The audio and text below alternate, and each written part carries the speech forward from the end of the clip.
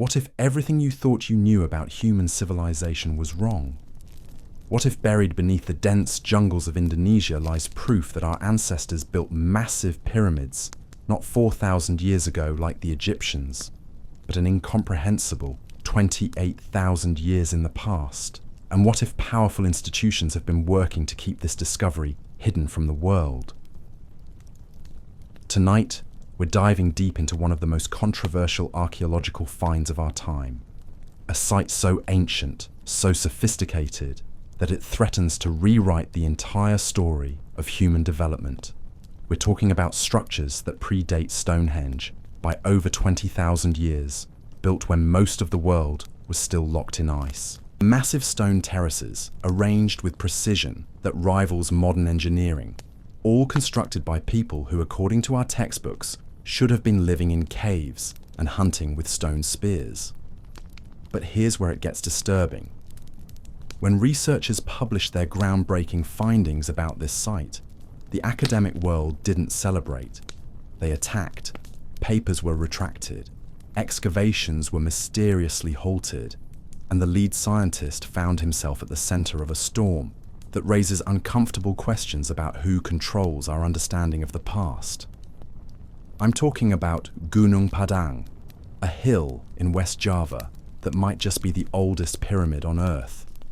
And if you think that's shocking, wait until you hear what they found inside. If stories like this fascinate you as much as they do me, consider hitting that subscribe button. We explore mysteries that challenge everything we think we know about our world. And stick around until the end, because what we've uncovered about the forces trying to suppress this discovery will leave you questioning everything. The story begins not with archaeologists or academic expeditions, but with 3 farmers working their fields in 1979. Endi, Sadi, and Aberdeen were tending crops on the slopes of what locals had always known as a sacred hill, when their tools struck something unexpected. Not earth, not roots, but carefully arranged stone walls buried beneath layers of soil and vegetation. These weren't random rocks scattered by ancient landslides. They were massive basalt columns, some weighing hundreds of kilograms, arranged in precise geometric patterns that seemed to climb the hillside in deliberate terraces. The farmers, raised on local legends about divine kings and overnight construction miracles, recognized immediately that they had stumbled upon something extraordinary. What they couldn't have known was that their discovery would eventually challenge the fundamental assumptions about when human civilization truly began. For decades, this site had slumbered under jungle growth, known only to the Sundanese people who revered it as Gunung Padang, the Mountain of Enlightenment. Local traditions spoke of King Siliwangi attempting to build a palace in a single night, aided by supernatural forces, only to have the structure remain forever unfinished as dawn broke. But folklore would soon collide with cutting-edge science in ways that would shake the archaeological world to its core. When Indonesian authorities finally dispatched teams to survey what the farmers had found, they confirmed something remarkable. This wasn't just another ancient site. Spread across 5 distinct terraces, over 400 andesite columns had been carefully arranged in patterns that defied natural formation. Some stood as tall as humans. Others lay in precise alignments that suggested astronomical purposes. The visible structure alone spans thousands of square meters, making it larger than many modern stadiums. A central staircase comprising 370 steps, carved directly into bedrock, leads visitors up through these terraces, flanked by retaining walls that have somehow withstood millennia of tropical rains and seismic activity. But the real mystery wasn't what could be seen above ground. It was what lay hidden beneath. Enter Dr. Danny Hillman. Natawijaja, a geologist whose expertise in earthquakes and tectonic movements early 2000s, he brought would prove crucial to unraveling Gunung Padang's secrets. When Hillman first examined the site in the with him an arsenal of modern technology that previous investigators could never have imagined.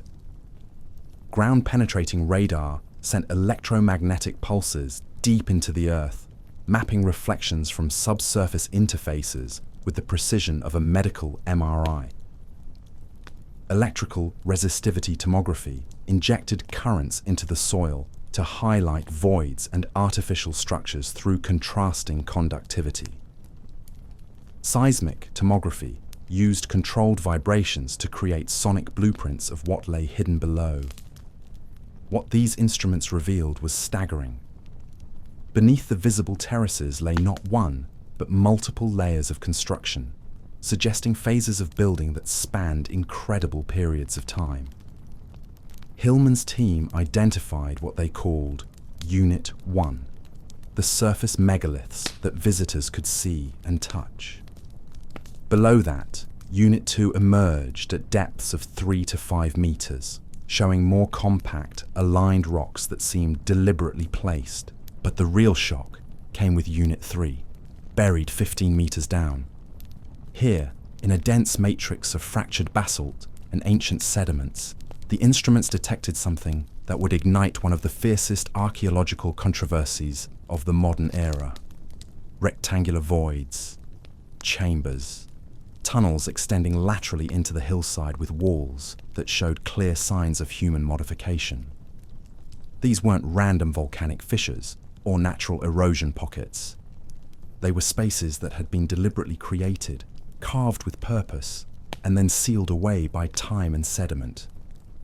When radiocarbon dating was performed on organic materials found within these deep layers, the results were so extraordinary that many in the scientific community simply refused to believe them. The deep hundreds of years old, Orest sections of Gunung Padang weren't even thousands. They were potentially 25,000 to 28,000 years old. To put that in perspective, this would make Gunung Padang older than Stonehenge by over 20,000 years. It would predate the Egyptian pyramids by nearly 25,000 years. If these dates were accurate, it meant that while most of the world was locked in the grip of the last ice age, sophisticated builders were quarrying massive stones, transporting them up steep inclines, and arranging them into complex terraced structures that incorporated underground chambers and passages. The implications were staggering. According to conventional archaeological timelines, humans 28,000 years ago were supposed to be hunter-gatherers, living in small nomadic groups, creating cave paintings and chipping stone tools. They weren't supposed to be capable of monumental architecture that required advanced planning, sophisticated engineering knowledge, and the ability to organize large workforces over extended periods. Yet here was potential evidence that they were doing exactly that. But Hillman's discoveries went far beyond just dating. The site exhibited properties that seemed to defy easy explanation. Acoustic tests revealed that the stones resonated at specific frequencies, particularly around 440 Hz, which happens to align with modern musical tuning standards. When these vibrations were measured in the buried chambers, they created standing wave patterns that amplified the sound in ways that suggested deliberate acoustic engineering. Even more intriguing was the cement-like substance binding many of the stone blocks together. Analysis revealed a sophisticated mixture of clay, silica, and iron oxides that formed a hydraulic cement capable of hardening underwater or in humid conditions. This wasn't crude mud mortar. It was a geochemical recipe that required controlled firing at temperatures exceeding 800 degrees Celsius, creating a durable matrix that had resisted erosion for millennia. The iron content, sourced from local hematite deposits, suggested intentional strengthening similar to modern rebar reinforcement, but achieved through what could only be described as prehistoric alchemy. When laboratory tests attempted to recreate this ancient concrete, they discovered something extraordinary. It conducted subtle electrical charges, potentially linking into the site's documented magnetic anomalies. This raised profound questions. Had the builders of Gunung Padang somehow understood principles of acoustics, materials science, and even electrical engineering that wouldn't be formally discovered by modern science for thousands of years? Were shelter or ceremony, perhaps they creating structures that served purposes beyond simple harnessing natural energies in ways we're only beginning to comprehend? The mounting evidence painted a picture of technological sophistication that challenged every assumption about prehistoric human capabilities. If Gunung Padang was indeed 28,000 years old, it suggested that advanced civilization hadn't emerged gradually from simple beginnings, but had instead risen and fallen in cycles that left only the most durable monuments as testament to forgotten achievements. But as Hillman prepared to share these revolutionary findings with the world, he had no idea that he was about to enter a battle that would consume years of his life and raise disturbing questions about who really controls our understanding of the past. The resistance began almost immediately. When preliminary reports of the dating results started circulating in academic circles, the response wasn't curious investigation or excited collaboration. It was swift, coordinated dismissal. Prominent archaeologists from around the globe denounced the claims as really, really weak, without visiting the site or examining the raw data. The criticism focused primarily on the radiocarbon dating methodology. Skeptics argued that organic materials found in soil layers could have migrated through natural processes like root penetration or water seepage, making them unreliable indicators of human construction activities. They demanded direct evidence of artifacts, tools, or human remains that could definitively link the ancient dates to deliberate building efforts. But these criticisms seemed to ignore the geophysical evidence that Hillman's team had painstakingly gathered. The ground-penetrating radar didn't just detect random organic deposits. It revealed symmetrical anomalies, rectangular chambers, and architectural features that defied natural geological processes. The electrical resistivity surveys showed density variations consistent with artificial construction, not random rock formations. Most tellingly, seismic tomography had mapped out what appeared to be a network of interconnected spaces beneath the hill, some measuring 10 by 15 meters, with walls that showed evidence of deliberate smoothing and shaping. These weren't volcanic fissures or limestone caves. They were engineered spaces that had been carved with purpose and precision. Yet despite this compelling instrumental evidence, the archaeological establishment seemed determined to dismiss Gunung Padang as nothing more than a natural volcanic formation that had been enhanced with relatively recent megalithic additions. The possibility that it represented something far older and more sophisticated was apparently too threatening to existing paradigms to be seriously considered. The controversy would soon escalate into something far more dramatic than academic disagreement, involving government interventions, international pressure, and the mysterious suppression of research that had captured global attention. But that's where our story takes an even more intriguing turn, one that reveals the powerful forces that shape how we understand our past. The real shock came not from what they found beneath Gunung Padang, but from what happened next. In 2014, just as international attention was reaching its peak and documentary crews were arriving from around the world, something extraordinary occurred. The Indonesian government, which had initially supported the excavations under President Susilo Bambang Yudhoyono, suddenly ordered all work to cease. Teams were told to pack up their equipment and leave the site immediately. Access was restricted. The promising research that had been generating headlines across the globe was abruptly terminated, and Gunung Padang was left to return to the jungle's embrace once again. The official explanation cited procedural irregularities and environmental concerns, but those close to the project whispered of different pressures entirely. Political maneuvering, economic interests, and perhaps most intriguingly, international influence from organizations that preferred certain stories about human history to remain untold. You see, Gunung Padang sits in West Java, a region rich with mineral deposits and mining potential. Some suggested that declaring the hill an ancient protected site would complicate extraction rights and development plans. Others pointed to the change in presidential administration, noting how new leadership often abandons the pet projects of their predecessors. But there was something else at play here. Something that goes to the heart of how our understanding of the past is carefully controlled and curated by institutions that have significant investments in maintaining particular narratives about human development. Consider the implications if Hillman's findings were accurate. If humans were building sophisticated pyramidal structures 28,000 years ago, it would fundamentally challenge the linear progression model that underpins modern archaeology. This model suggests that human civilization developed gradually from simple hunter-gatherer societies to complex agricultural communities, eventually leading to the great civilizations we know from recorded history. But what if that progression wasn't linear at all?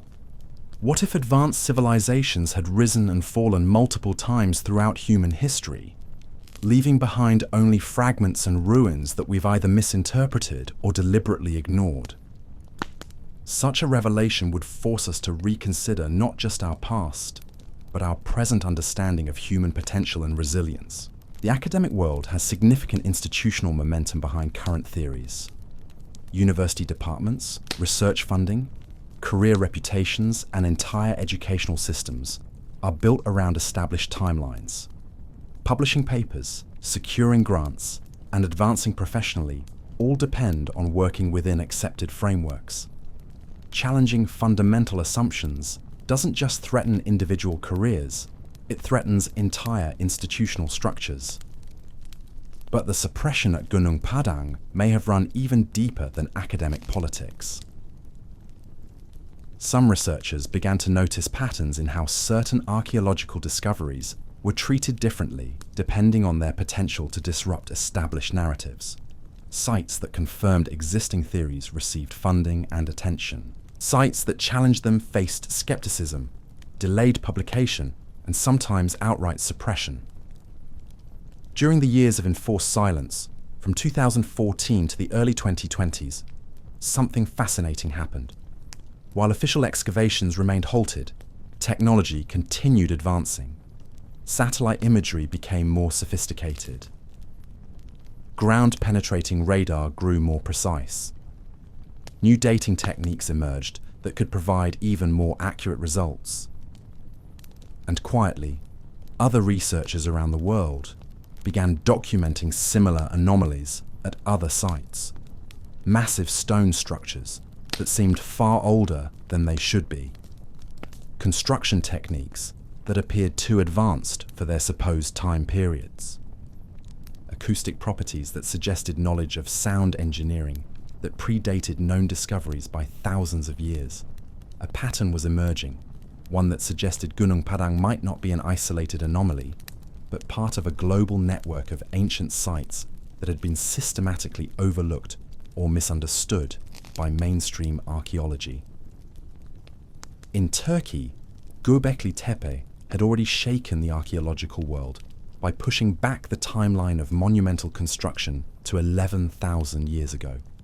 But even that site, revolutionary as it was, paled in comparison to what Gunung Padang might represent. If the Indonesian site truly dated back 28,000 years, it would suggest that the Göbekli Tepe builders were themselves inheritors of an even more ancient tradition. Meanwhile, underwater archaeologists were documenting submerged structures off the coasts of Japan, India, and the Mediterranean that seemed to have been built when sea levels were much lower, potentially during the last ice age. These sites, like Yonaguni off the coast of Japan, displayed the same precise stonework and geometric arrangements found at Gunung Padang. The pieces of a larger puzzle were slowly coming together despite institutional resistance. But it would take a global shift in information sharing to bring these discoveries back into the light. The internet age had fundamentally changed how information spread. Social media platforms allowed researchers to share findings directly with the public, bypassing traditional academic gatekeepers. Independent documentaries could reach millions of viewers without requiring approval from educational institutions. Crowdfunding enabled research projects that traditional funding sources might have rejected. By 2022, public interest in alternative archaeological theories had reached a tipping point. Netflix series like Ancient Apocalypse brought controversial theories about lost civilizations into living rooms around the world. Suddenly, Sites like Gunung Padang weren't just academic curiosities, they were subjects of global fascination. This public pressure created a problem for Indonesian authorities. The site had become internationally famous, with thousands of people traveling to West Java, hoping to see the mysterious pyramid for themselves. Tourism revenue was at stake, national pride was involved, and the questions weren't going away. In early 2023, Dr. Hillman and his colleagues made one final attempt to share their findings with the academic world. They compiled their most compelling evidence into a comprehensive paper for the journal Archaeological Prospection. The peer review process was rigorous, with multiple experts examining their methodology, data, and conclusions. The paper was accepted for publication. For a brief, shining moment, it seemed like the truth about Gunung Padang might finally receive the serious academic consideration it deserved. The paper detailed the geophysical surveys, the radiocarbon dating results, the acoustic properties, and the sophisticated cement compounds found in the deep layers. It presented a compelling case for human construction dating back to the last ice age. But then came the backlash. Almost immediately after publication, criticism erupted from archaeological communities around the world. Not just disagreement, organized, coordinated opposition that seemed designed to discredit the findings entirely. Within months, pressure mounted on the journal to take action. In March 2024, Archaeological Prospection announced they were retracting the paper. The editors cited what they called a major error in associating radiocarbon dates from organic soil with human activity. They argued there was no direct link between the dated materials and actual artifacts, suggesting the organic matter could have been deposited naturally rather than through human construction activities. Hillman and his team were devastated. They insisted the retraction was premature and ignored the comprehensive geophysical evidence that clearly showed artificial structures incompatible with natural geological processes. They called it academic censorship, designed to protect entrenched paradigms that refused to acknowledge pre-Ice Age civilizations. The retraction didn't settle the debate, it inflamed it. Supporters argued that the journal had caved to institutional pressure rather than engaging with the evidence on its merits. Critics claimed vindication, using the retraction as proof that the extraordinary claims about Gunung Padang were based on flawed science. But something interesting happened in the aftermath. Rather than ending interest in the site, the controversy only intensified public fascination. The retraction began to be seen not as the end of the story, but as evidence of the very suppression that many had suspected all along. And then, in 2025, everything changed again.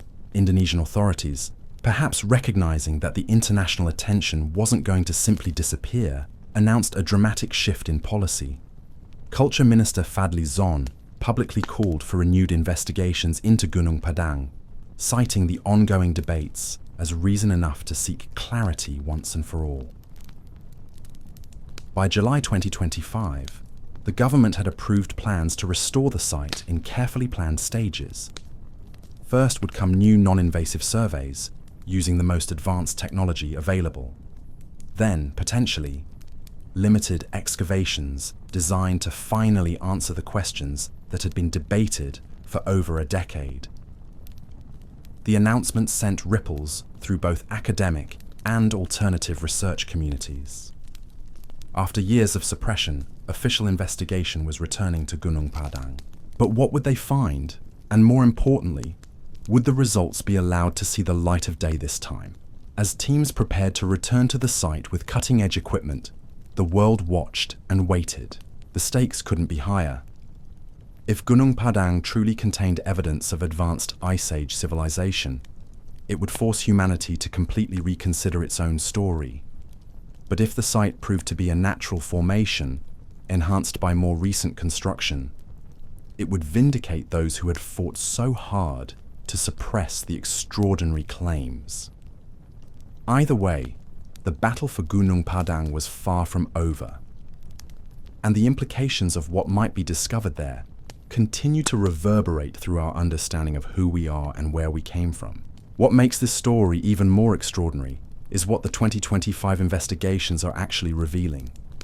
Because while the academic world was busy fighting over papers and retractions, something profound was happening beneath the surface at Gunung Padang. New technology was uncovering evidence that makes the original discoveries look almost conservative by comparison. The latest ground-penetrating radar surveys, conducted with equipment that didn't exist during the original excavations, have mapped out what appears to be an entire underground complex. We're not talking about simple chambers anymore. These scans reveal interconnected tunnels that extend hundreds of meters beneath the hill, forming what can only be described as a subterranean city. But here's what's truly mind-bending. The deepest sections of this underground network appear to follow the natural contours of the bedrock in ways that suggest the builders possessed an intimate understanding of geological engineering. They weren't just piling stones on top of each other. They were integrating their construction with the very bones of the earth itself. Dr. Hillman's team, working with international collaborators who've quietly joined the renewed investigation, has documented acoustic phenomena that go far beyond simple stone resonance.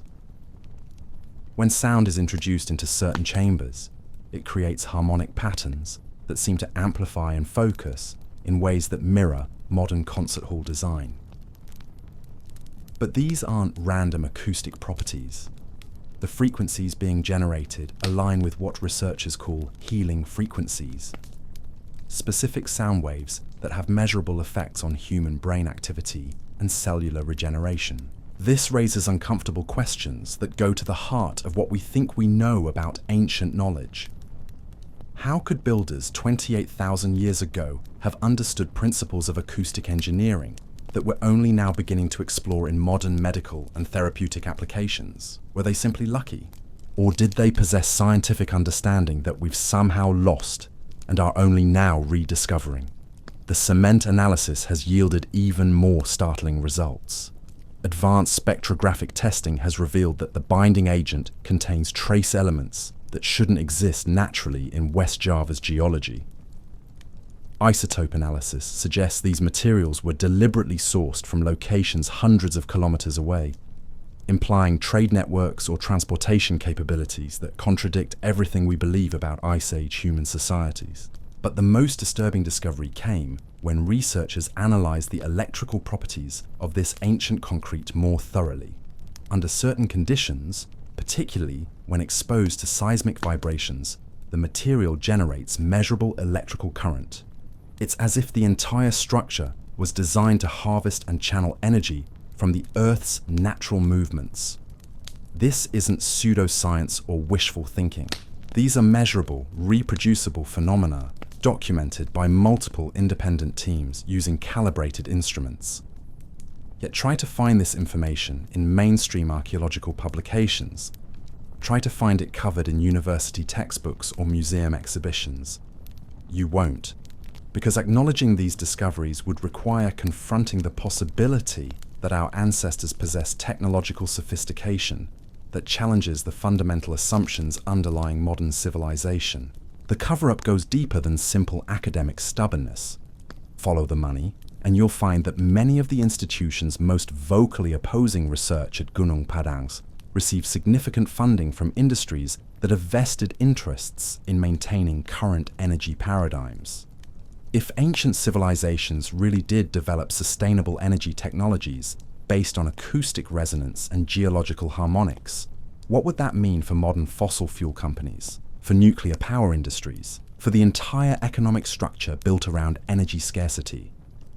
Consider the timing of the 2014 research shutdown. It came just as preliminary tests were suggesting that the site's acoustic properties might have practical applications for modern energy generation. Patents were being filed, investment interests were circling, and suddenly all research was terminated for environmental concerns. The same pattern has emerged at other controversial archaeological sites around the world. Promising research gets started, extraordinary discoveries are made, media attention builds, and then suddenly funding disappears. Permits are revoked, or academic careers are destroyed through coordinated attacks on methodology and credibility, but the truth has a way of surfacing, especially in our interconnected age. While official channels remained closed, independent researchers continued their work using publicly available satellite imagery, crowd-sourced funding, and international collaboration networks that operate outside traditional academic control structures. What they've discovered extends far beyond Gunung Padang itself. Using the site as a reference point, researchers have identified similar acoustic and geological signatures at dozens of other locations across Southeast Asia. Many of these sites are currently underwater, submerged when sea levels rose at the end of the last ice age. Others are buried under dense jungle canopy or have been built over by modern development. The pattern suggests something that orthodox archaeology refuses to consider: that advanced civilization didn't begin with the Sumerians or Egyptians, but existed in sophisticated form tens of thousands of years earlier, concentrated in regions that are now largely submerged beneath rising oceans. This lost civilization, call it Sunderland, after the exposed continental shelf that connected Southeast Asia during the Ice Age, may have been the true cradle of human technological development.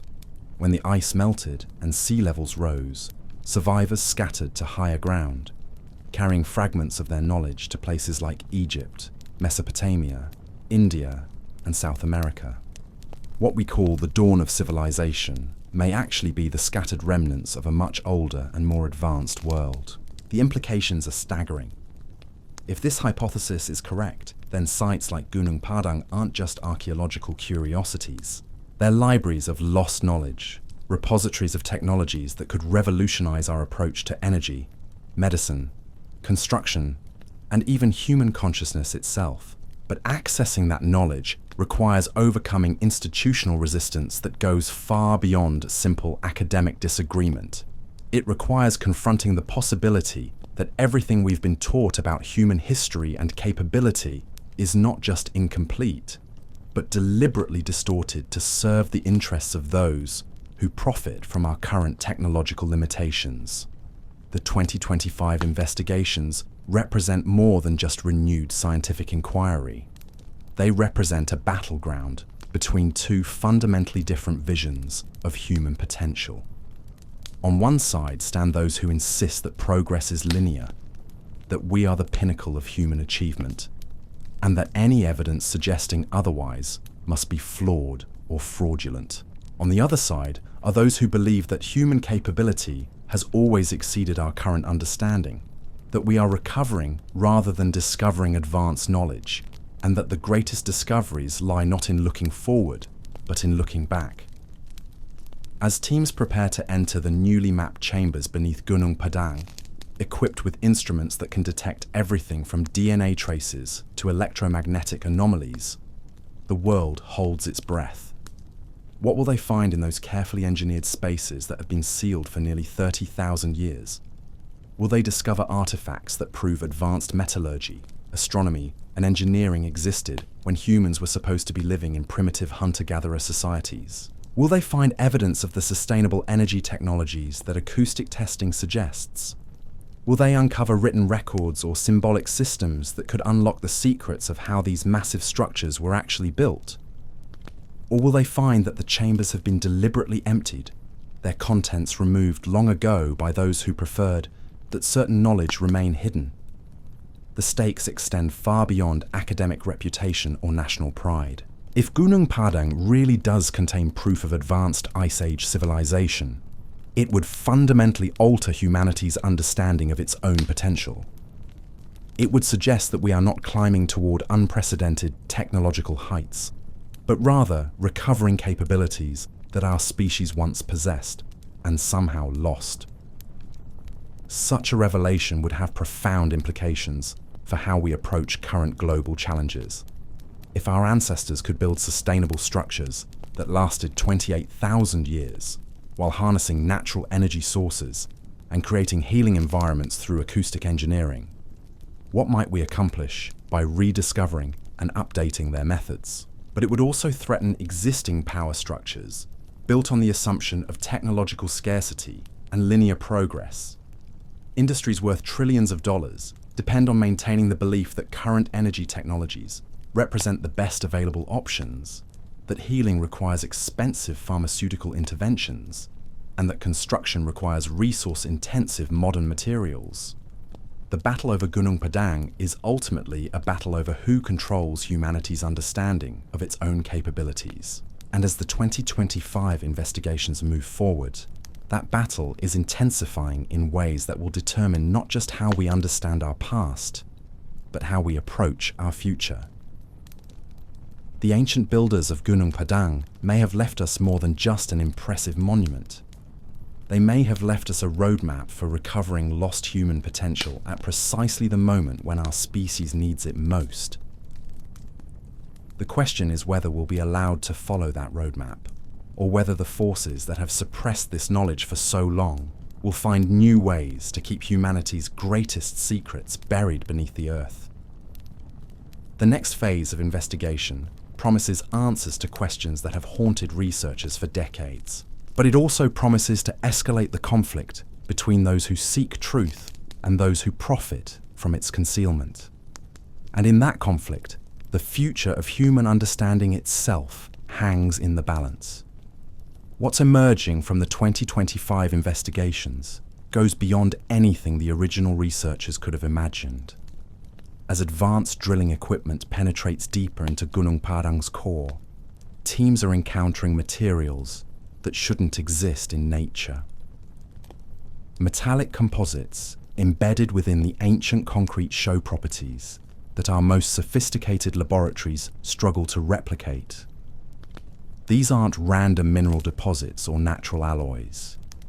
They're engineered materials that demonstrate a mastery of chemistry and physics that predates known human metallurgy by tens of thousands of years. The most startling discovery came in September 2025, when core samples from the deepest accessible chambers revealed something that sent shockwaves through the scientific community.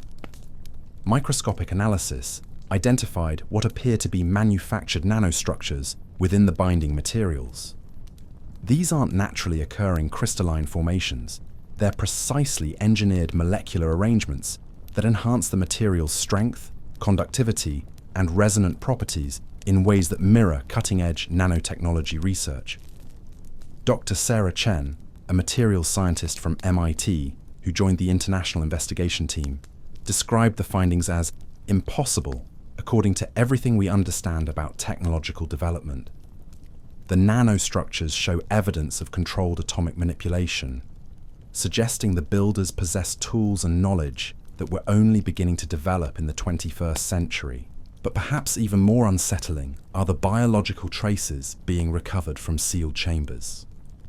DNA analysis has identified genetic material from plant species that went extinct during the last ice age, preserved within the ancient cement matrix in ways that suggest deliberate incorporation. These aren't random organic inclusions. The plant materials appear to have been selected for specific biochemical properties and integrated into the construction materials as functional components. Some of these extinct plants contained compounds that modern pharmaceutical research has only recently identified as having powerful therapeutic effects on human neurochemistry. The builders of Gunung Padang weren't just constructing a monument, they were creating an environment designed to interact with human biology at the molecular level. This discovery has profound implications that extend far beyond archaeology. If ancient builders understood the therapeutic properties of specific plant compounds well enough to incorporate them into permanent structures, it suggests a level of biochemical knowledge that rivals or exceeds our current understanding of plant medicine and neuropharmacology. The cover-up attempts have intensified proportionally with these discoveries. In October 2025, several team members reported experiencing unusual pressure from their home institutions to withdraw from the project. Research grants were suddenly terminated. Academic positions were threatened. Publications that had agreed to cover the findings abruptly changed their editorial positions.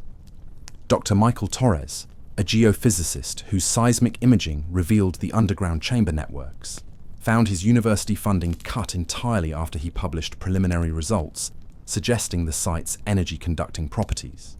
His department chair cited concerns about research credibility, despite Torres having an impeccable track record in peer-reviewed geological research. The pattern is unmistakable. As evidence mounts that Gunung Padang represents technologies that could revolutionize modern understanding of energy, medicine, and materials science, institutional resistance has escalated from skepticism to active suppression. Grant applications are rejected without explanation. Conference presentations are cancelled. Researchers find themselves blacklisted from academic journals that previously welcomed their work. Yet the discoveries continue. Independent researchers, funded through crowdsourcing and private donors, have documented electromagnetic anomalies at the site that intensify during specific astronomical alignments.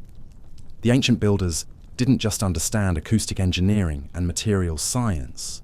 They designed their structure to interact with cosmic cycles in ways that suggest knowledge of astrophysics and electromagnetic field dynamics. Ground-penetrating radar has now mapped over 3 kilometers of interconnected tunnels and chambers beneath the hill. The deeper sections show increasingly sophisticated engineering, with walls that have been polished to mirror-like smoothness and corners cut with precision that exceeds modern construction tolerances. These aren't crude caves or natural fissures. They're precisely engineered spaces that would challenge our best contemporary tunnel boring equipment. The acoustic properties become more remarkable the deeper researchers penetrate. Chambers at the lowest accessible levels create harmonic resonances that can be felt as physical vibrations throughout the human body. Preliminary medical monitoring of researchers exposed to these frequencies shows measurable changes in brainwave patterns, stress hormone levels, and cellular regeneration markers. Dr. Elena Rodriguez, a neurologist studying the site's effects on human physiology, reported that subjects exposed to specific chamber frequencies showed enhanced cognitive function, improved immune response, and accelerated healing of minor injuries. These aren't placebo effects. They're measurable biological changes that suggest the ancient builders understood principles of therapeutic acoustic engineering that modern medicine is only beginning to explore. But accessing these deeper chambers requires overcoming obstacles that go beyond simple technical challenges. In November 2025, Indonesian authorities imposed new restrictions on excavation depth, citing safety concerns about structural integrity. Researchers were forbidden from entering chambers below 20 meters depth, effectively blocking access to the most sophisticated sections of the underground complex. The timing of these restrictions coincided with reports that multinational pharmaceutical companies had begun filing patents based on preliminary research into the site's therapeutic properties. Suddenly, ancient knowledge that had been freely available for scientific study was being claimed as proprietary intellectual property by corporate interests that had played no role in its discovery. The pattern reflects a broader dynamic that researchers at other controversial sites have encountered. When archaeological discoveries threaten established economic interests, they don't get suppressed through academic debate. They get co-opted through legal and financial mechanisms that transform public knowledge into private profit. Meanwhile, Gunung Padang have. The electromagnetic anomalies had attracted attention from defense contractors and energy companies. Classified research programs have reportedly been established to study the site's unusual properties, with access restricted to personnel holding security clearances. What began as open archaeological investigation has increasingly become compartmentalized research controlled by military and corporate interests. The implications extend far beyond academic curiosity. If the technologies embedded in Gunung Padang's construction could be reverse engineered and scaled up, they might provide solutions to some of humanity's most pressing challenges. Sustainable energy generation through harmonic resonance, medical treatments using specific acoustic frequencies, construction materials that last millennia while actively benefiting human health. But these same technologies pose existential threats to industries built on artificial scarcity and planned obsolescence. energy companies that have invested trillions in fossil fuel infrastructure, pharmaceutical corporations that profit from treating symptoms rather than addressing root causes, construction industries that depend on materials that deteriorate rapidly and require constant replacement. The battle over Gunung Padang has evolved into something far larger than a dispute over archaeological dating. It's become a proxy war between two fundamentally different visions of human technological development. One vision sees technology as something that must be controlled by elite institutions and used primarily for profit maximization. The other sees technology as humanity's birthright, meant to enhance life and solve collective challenges. Recent developments suggest this conflict is reaching a critical phase. In December 2025, Indonesian President Joko Widodo announced that Gunung Padang would be developed as a sustainable technology research center in partnership with international corporations. The announcement was framed as protecting the site while advancing scientific knowledge, but critics noted that it effectively placed the world's potentially oldest pyramid under corporate control. Dr. Hillman, the geologist whose original discoveries sparked the global controversy, expressed concern that the site's most important secrets would be classified or commercialized rather than shared openly with humanity. In a rare public statement, he warned that knowledge that belongs to all people is being claimed by those who see profit rather than wisdom. The Indonesian government's decision reflects broader global trends toward privatizing archaeological discoveries that have commercial potential. Sites with strategic resources or technological applications increasingly find themselves under corporate rather than academic control, with research results classified as trade secrets rather than published in peer-reviewed journals. This privatization of ancient knowledge raises profound ethical questions about humanity's relationship with its own heritage. Should discoveries that could benefit all people be controlled by private interests? Do corporations have the right to patent technologies that were developed by ancient civilizations thousands of years before modern patent law existed? The answers to these questions may determine not just what we learn about our past, but how we approach our future. As climate change, resource depletion, and social inequality challenge modern civilization, the sustainable technologies embedded in sites like Gunung Padang could provide crucial insights for building a more resilient world, but only if that knowledge remains accessible to researchers who prioritize human benefit over corporate profit. The battle for control of Gunung Padang is ultimately a battle for control of humanity's technological future, and the outcome of that battle may determine whether our species recovers the advanced capabilities our ancestors possessed, or whether those capabilities remain buried beneath layers of institutional control and commercial exploitation. The stakes couldn't be higher. As teams prepare for the next phase of investigation under increasingly restrictive conditions, the world watches to see whether humanity's oldest pyramid will reveal its secrets to benefit all people, or whether those secrets will be locked away by those who profit from keeping humanity's greatest potential unrealized. The ancient builders of Gunung Padang may have encoded more than just technical knowledge in their monument. They may have left us a test of whether our civilization is mature enough to handle the responsibilities that come with truly advanced technology. Based on current developments, it's unclear whether we're passing that test. What happens next at Gunung Padang will determine more than just our understanding of the past. It will determine whether humanity's future is shaped by the wisdom of ancient knowledge or the narrow interests of modern power structures. The choice is still ours to make, but time is running out to make it wisely. The deepest chambers remain unexplored, their secrets still locked beneath tons of precisely engineered stone. What they contain could change everything we think we know about human potential and technological possibility. But accessing that knowledge requires overcoming forces that have spent decades ensuring it remains hidden. The battle lines are drawn. The future of human understanding hangs in the balance. And somewhere beneath the hills of West Java, the answers to humanity's greatest questions wait in the darkness, calling out across 28,000 years to a species that may finally be ready to remember what it once knew. But But first, we must decide whether we're brave enough to listen. The ancient chambers that researchers finally breached in late 2025 contained something that no one was prepared for.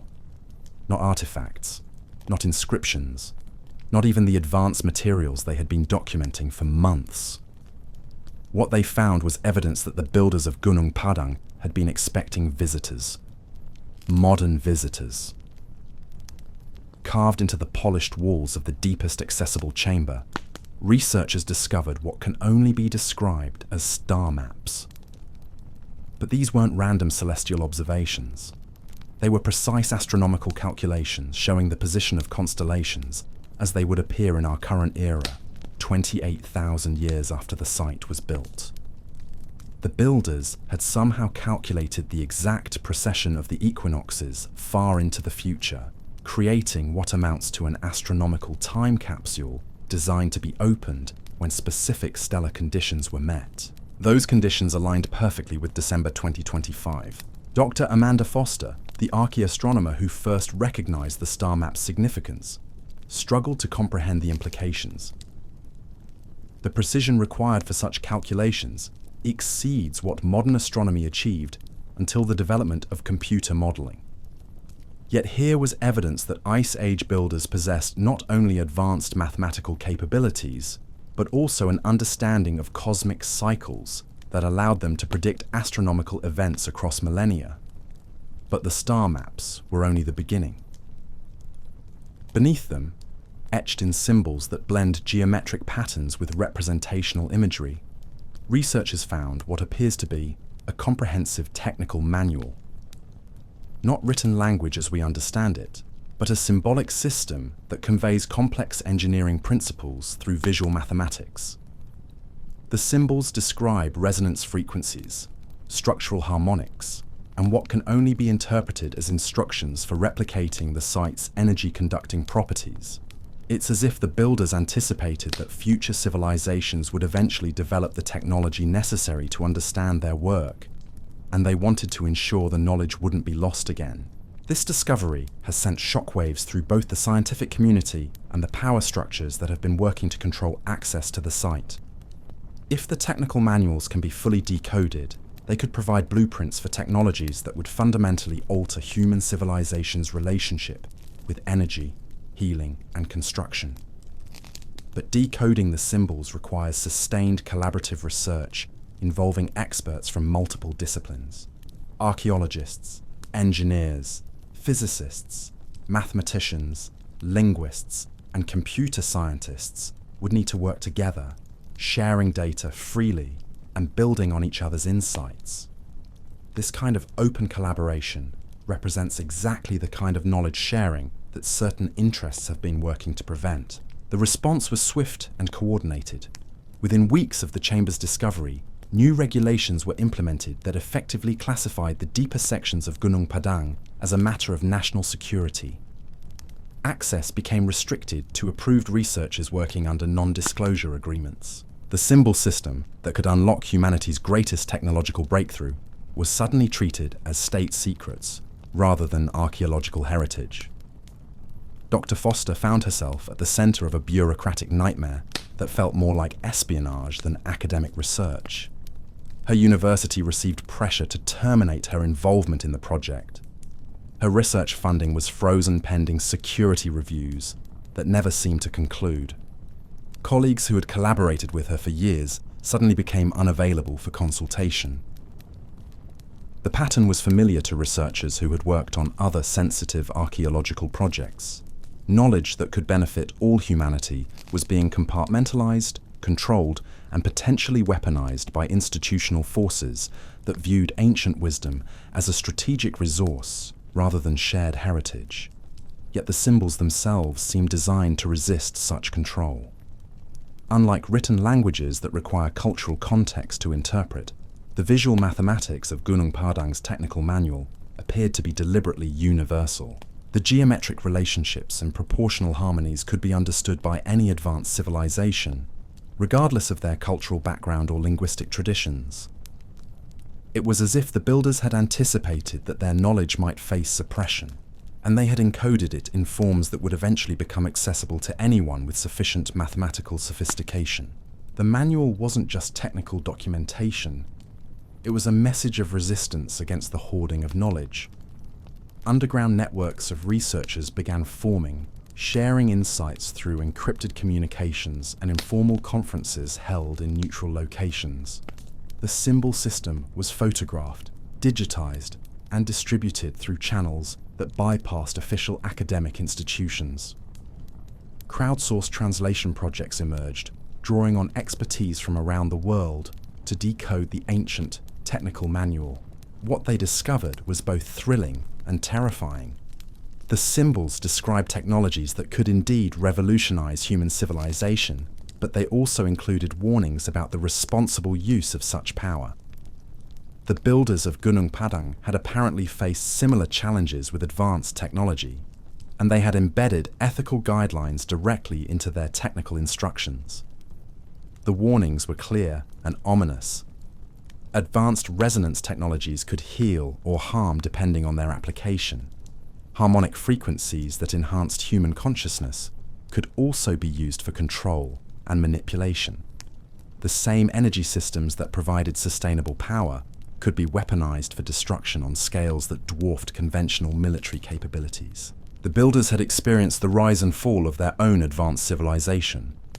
Their technical manual wasn't just a gift to the future, it was a cautionary tale about the responsibilities that came with technological power, written by a people who had apparently learned those lessons through bitter experience. This context added urgency to the battle over control of the site. If the ancient warnings were accurate, the technologies embedded in Gunung Padang's construction represented capabilities that could either solve humanity's greatest challenges or amplify them to catastrophic proportions. The difference lay not in the technologies themselves, but in the wisdom and intentions of those who wielded them. The classified sections of the technical manual reportedly contained detailed instructions for what modern physics would recognize as zero-point energy extraction, consciousness-amplifying resonance chambers, and materials that could self-repair and evolve over time. These weren't science fiction concepts.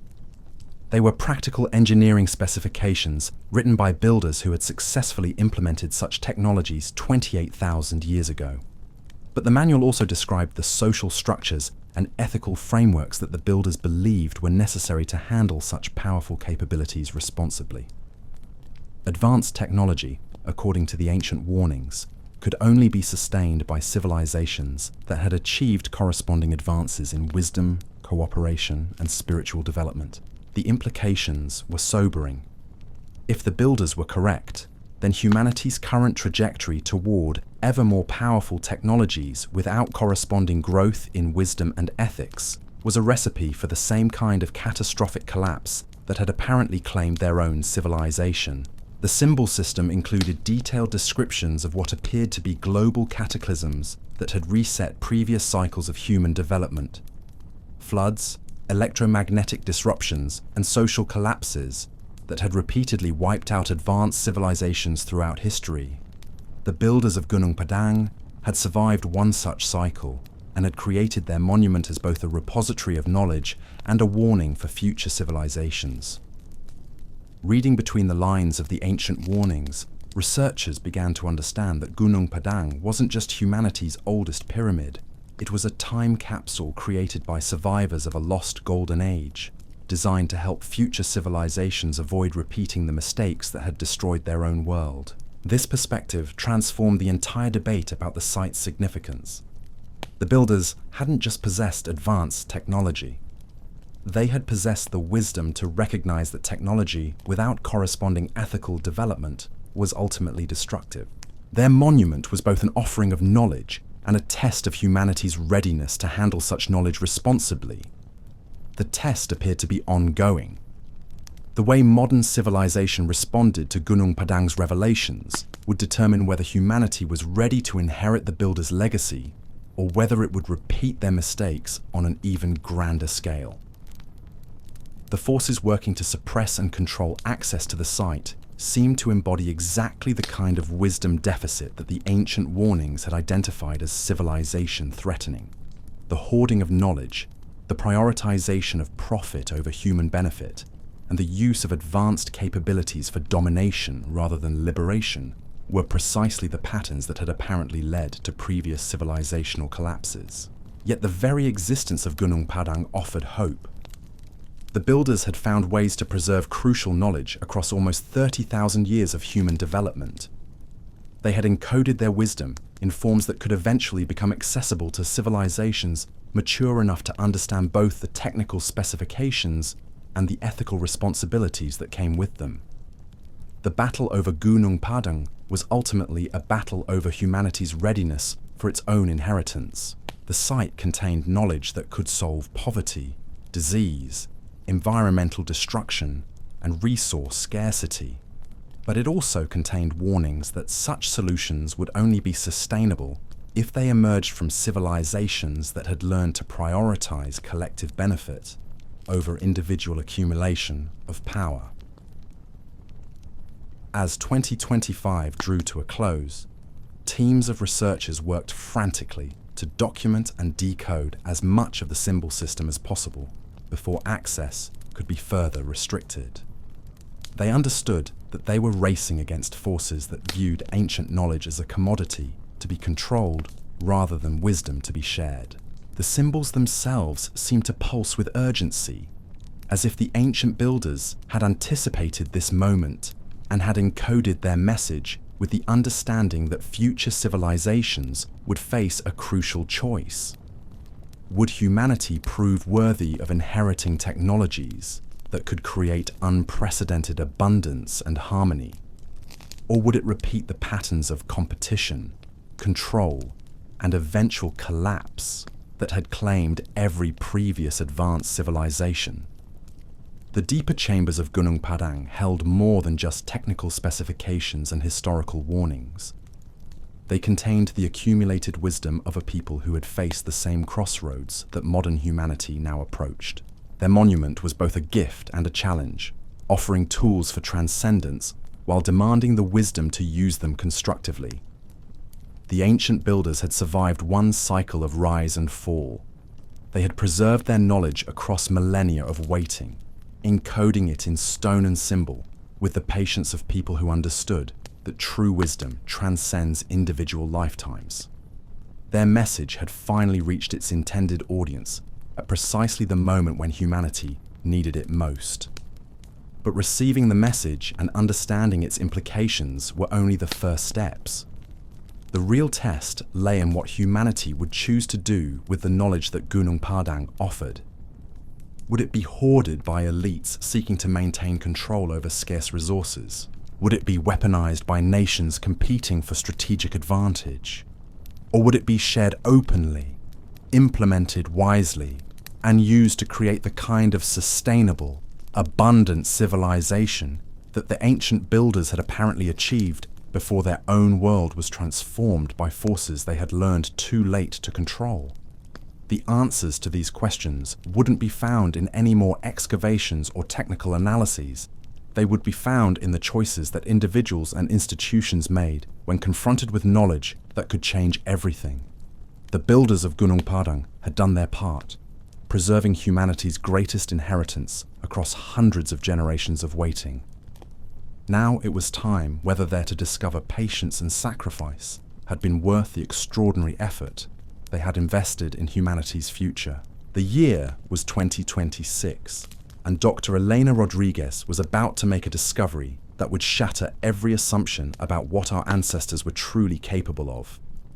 As her team prepared to enter the final sealed chamber deep beneath Gunung Padang, electromagnetic readings spiked to levels that shouldn't have been possible from ancient stone. What they found inside wasn't just evidence of advanced technology. It was a fully functional system that had been running continuously for 28,000 years. The chamber hummed with energy that made their instruments go haywire. Along the walls, crystalline formations pulsed with bioluminescent light in patterns that seemed almost alive. But it was the central structure that defied all explanation. A geometric array of metallic alloys, arranged in configurations that modern materials science couldn't replicate, generating power through methods that made nuclear fusion look primitive by comparison. This wasn't archaeology anymore. This was contact with a technological paradigm so advanced that it made humanity's greatest achievements seem like children playing with sticks and stones. And as Dr. Rodriguez would soon discover, the system hadn't been waiting passively for 28 millennia. It had been actively monitoring human development, waiting for the moment when our species would be ready to inherit technologies that could either elevate us beyond our current limitations or destroy us entirely. The implications sent shockwaves through every government on Earth. Within hours of the discovery, military forces from multiple nations were mobilizing toward Indonesia. Corporate executives were placing desperate phone calls to politicians they owned.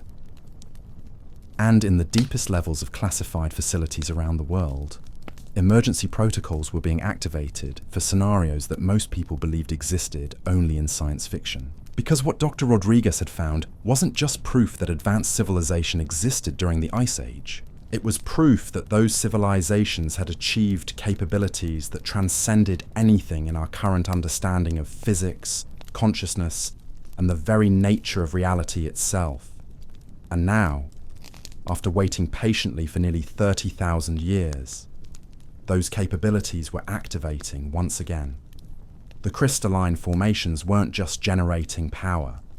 They were establishing communication protocols, reaching out across dimensional barriers that conventional science insisted didn't exist, making contact with intelligences that had been waiting on the other side of reality for humanity to develop enough sophistication to handle direct interaction. The ancient builders of Gunung Padang hadn't just left behind a monument or even a technical manual. They had created a gateway between worlds, a dimensional bridge that connected Earth to a network of civilizations that spanned not just space, but time itself. And after 28,000 years of patient monitoring, that gateway was finally opening. What happened next would determine whether humanity was ready to join a cosmic community that existed beyond the physical universe, or whether our species would be quarantined until it developed the wisdom necessary to handle technologies that could reshape reality itself. The test wasn't just about our technical capabilities. It was about our consciousness, our ethics, and our ability to transcend the competitive instincts that had defined human civilization since its earliest days. The beings making contact through the Gunung Padang gateway weren't extraterrestrial in any conventional sense. They were what humanity could become if it survived its current evolutionary bottleneck and developed beyond the limitations of purely physical existence. They were our own descendants, reaching back through time to guide their ancestors toward the choices that would ensure their own existence. But the timeline was fragile. The window of opportunity for humanity to make this evolutionary leap was closing rapidly. Environmental collapse, technological warfare, and social fragmentation were creating conditions that could prevent our species from reaching the level of development necessary to activate the gateway systems that existed at sites like Gunung Padang around the world. The advanced beings communicating through the crystalline networks had experienced this critical juncture in their own development 28,000 years ago. They had faced the same choice between transcendence and extinction that humanity now confronted. Their monuments weren't just historical artifacts. They were intervention points, carefully placed throughout human history to provide guidance and tools at moments when our species' survival hung in the balance. Dr. Rodriguez found herself at the center of communications that challenged everything she thought she understood about consciousness, time, and reality. The beings weren't speaking in any conventional sense. They were directly interfacing with human awareness, downloading information at speeds that bypassed normal cognitive processing. What they shared wasn't just technical knowledge. It was a complete understanding of how consciousness itself could be used as a technology more powerful than any physical device. The revelations were overwhelming. Humanity's current understanding of physics was like a shadow of deeper realities that existed beyond the material plane. Consciousness wasn't produced by brains.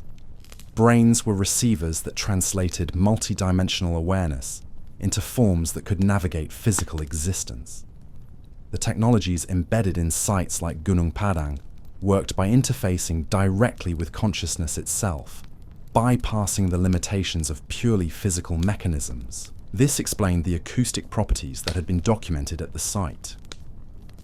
The resonant frequencies weren't just affecting human biology, they were tuning human consciousness to frequencies that allowed direct perception of higher dimensional realities. The healing effects that researchers had observed were byproducts of consciousness expanding beyond the physical limitations that created most forms of disease and dysfunction. But accessing these capabilities required fundamental shifts in how human civilization was organized. The competitive, hierarchical structures that currently dominated Earth were incompatible with consciousness-based technologies that required cooperation, transparency, and collective benefit as basic operational principles. The beings communicating through Gunung Padang had faced the same challenge in their own evolutionary history. They had learned that technological advancement without corresponding consciousness development led inevitably to self-destruction. Their intervention points were designed to help younger civilizations navigate this transition successfully. However, the intervention had to be subtle. Direct interference would prevent humanity from developing the independence and wisdom necessary to handle advanced capabilities responsibly. The sites like Gunung Padang were designed to activate only when human consciousness had developed enough sophistication to recognize and interact with them appropriately. The fact that the gateway was now opening indicated that humanity had reached a crucial threshold. Enough individuals had developed the consciousness necessary to perceive and interact with multidimensional realities, but this didn't guarantee successful transition. The window of opportunity was narrow, and powerful forces were working to prevent humanity from making the evolutionary leap that would ensure its long-term survival. The same institutional structures that had been suppressing archaeological evidence were now mobilizing to prevent human consciousness from expanding beyond their control. They understood intuitively that consciousness-based technologies would make traditional forms of power obsolete. When every individual could access unlimited energy, healing, and information directly through consciousness, there would be no need for centralized control systems that hoarded resources and manipulated scarcity. Dr. Rodriguez realized that her role had evolved far beyond scientific research. She had become a conduit for information that could catalyze humanity's evolutionary transition, but only if that information could be shared widely enough to reach the critical mass of individuals necessary to tip the collective consciousness toward transcendence rather than extinction. The beings communicating through the gateway provided detailed instructions for activating similar sites around the world.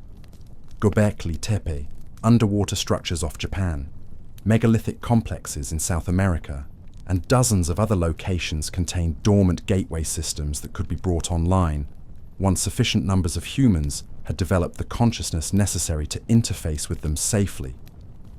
But the activation process required more than just technical knowledge.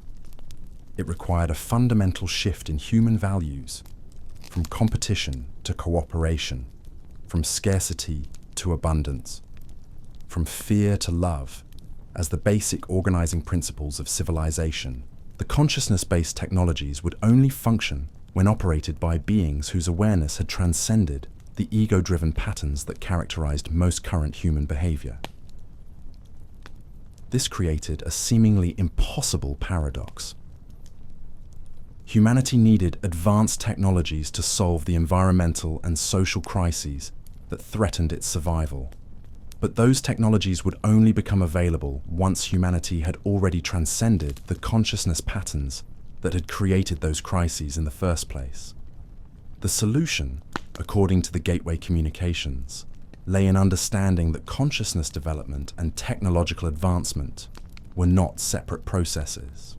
They were aspects of a single evolutionary movement that could be accelerated through direct interface with the higher dimensional intelligences that existed beyond physical limitations. The sites like Gunung Padang weren't just monuments or even technologies in any conventional sense.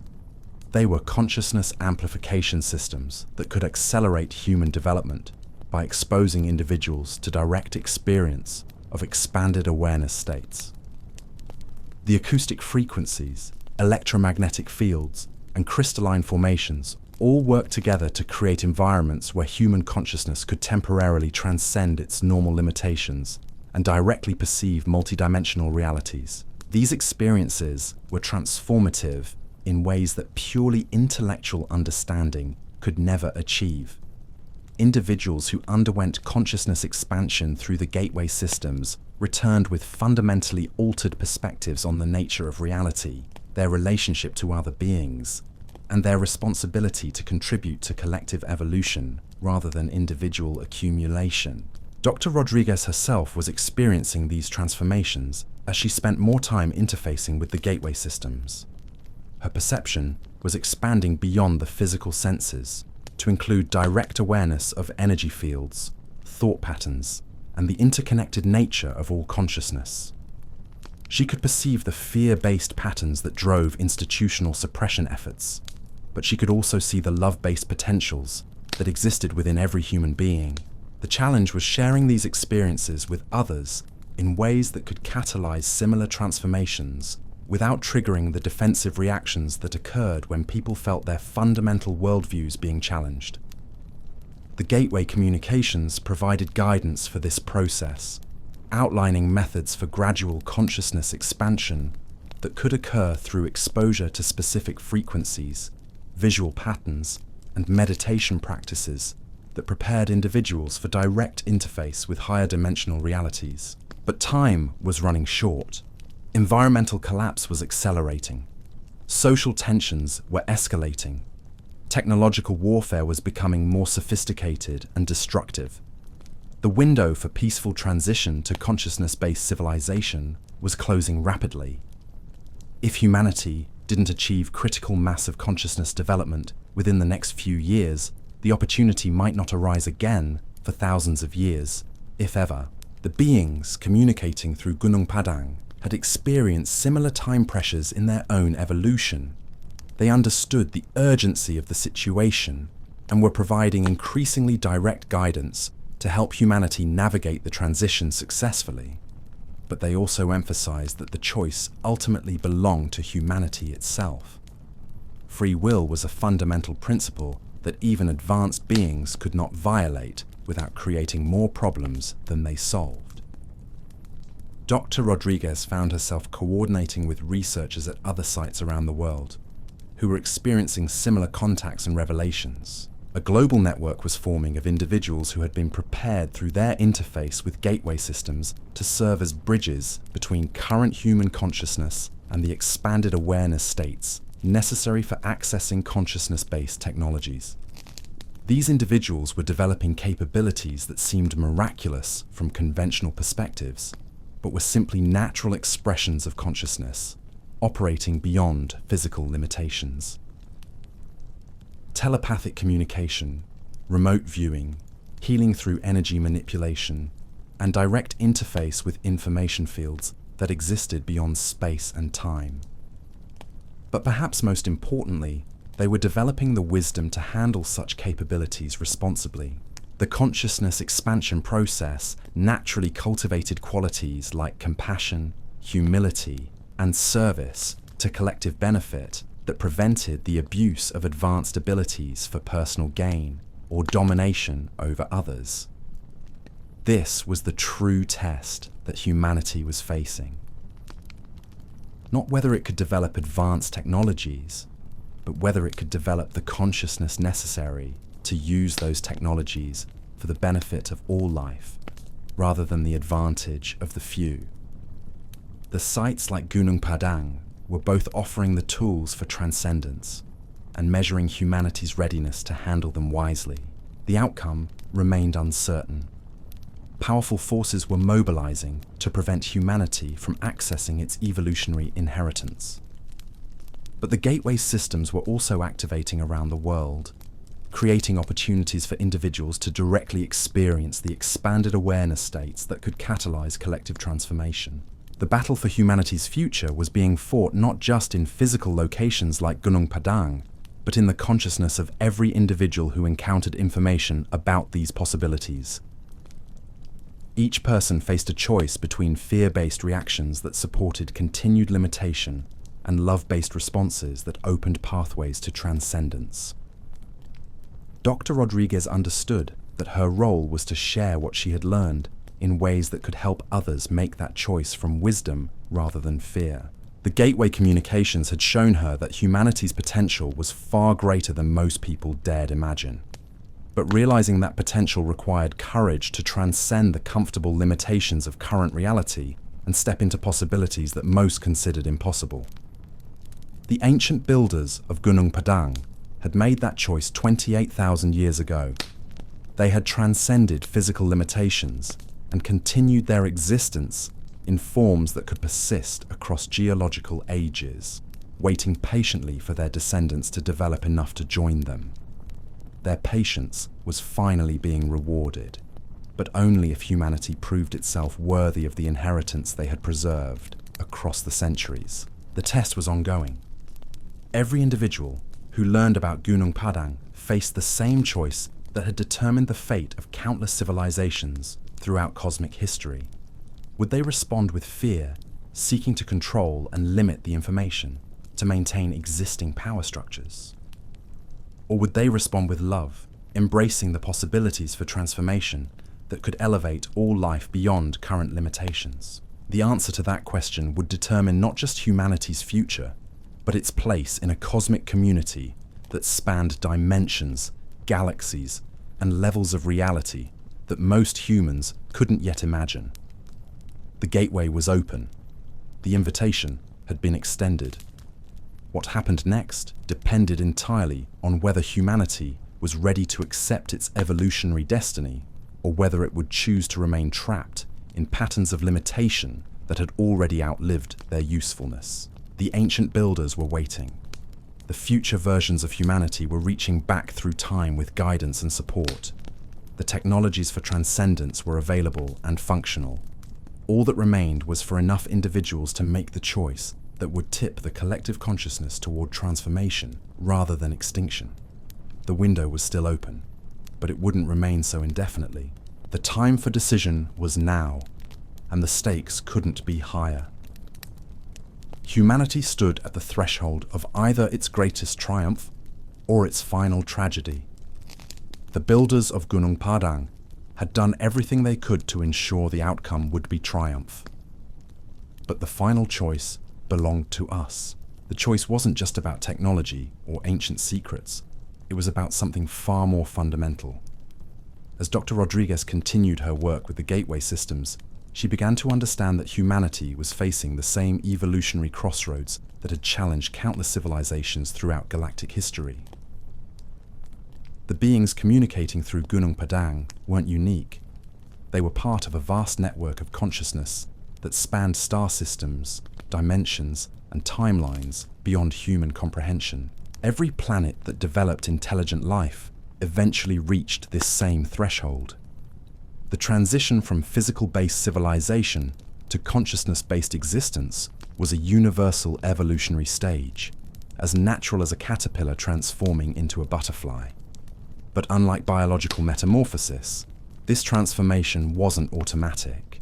It required conscious choice, collective cooperation, and the wisdom to transcend the very survival instincts that had enabled species to reach this point in the first place. The archaeological evidence at Gunung Padang was just the physical residue of this transformation process. The real monument wasn't made of stone and crystal. It was made of consciousness itself, existing in dimensions that couldn't be measured by conventional instruments, but could be directly experienced by awareness that had expanded beyond normal human limitations. Dr. Rodriguez discovered that her team wasn't just studying an ancient site.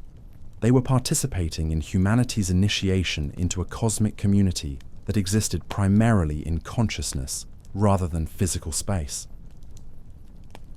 The beings they were interfacing with had evolved beyond the need for physical bodies, but they maintained connection points like Gunung Padang to help younger civilizations navigate the transition successfully. This explained why similar sites existed around the world, all exhibiting properties that challenged conventional understanding of ancient capabilities. Göbekli Tepe, the underwater structures off Japan, the precision stonework in South America. These weren't isolated achievements by different cultures. They were components of a global initiation system designed to activate when humanity reached sufficient consciousness development to perceive and interact with them. But the activation wasn't happening randomly. It was synchronized with cosmic cycles that created windows of opportunity for evolutionary leaps. The current window had opened around the year 2000 and would remain available for approximately 50 years. If humanity didn't achieve critical mass of consciousness expansion during this period, the opportunity would pass, and the species would likely remain trapped in physical-only existence until environmental collapse or technological warfare ended its evolutionary potential permanently. The urgency was real, but it wasn't driven by external deadlines. It was driven by the natural rhythms of consciousness evolution that operated on scales far larger than individual lifetimes or even civilizational histories. The beings communicating through the gateway systems had learned to align themselves with these cosmic rhythms rather than fighting against them. That alignment had enabled them to transcend the limitations that destroyed most developing civilizations.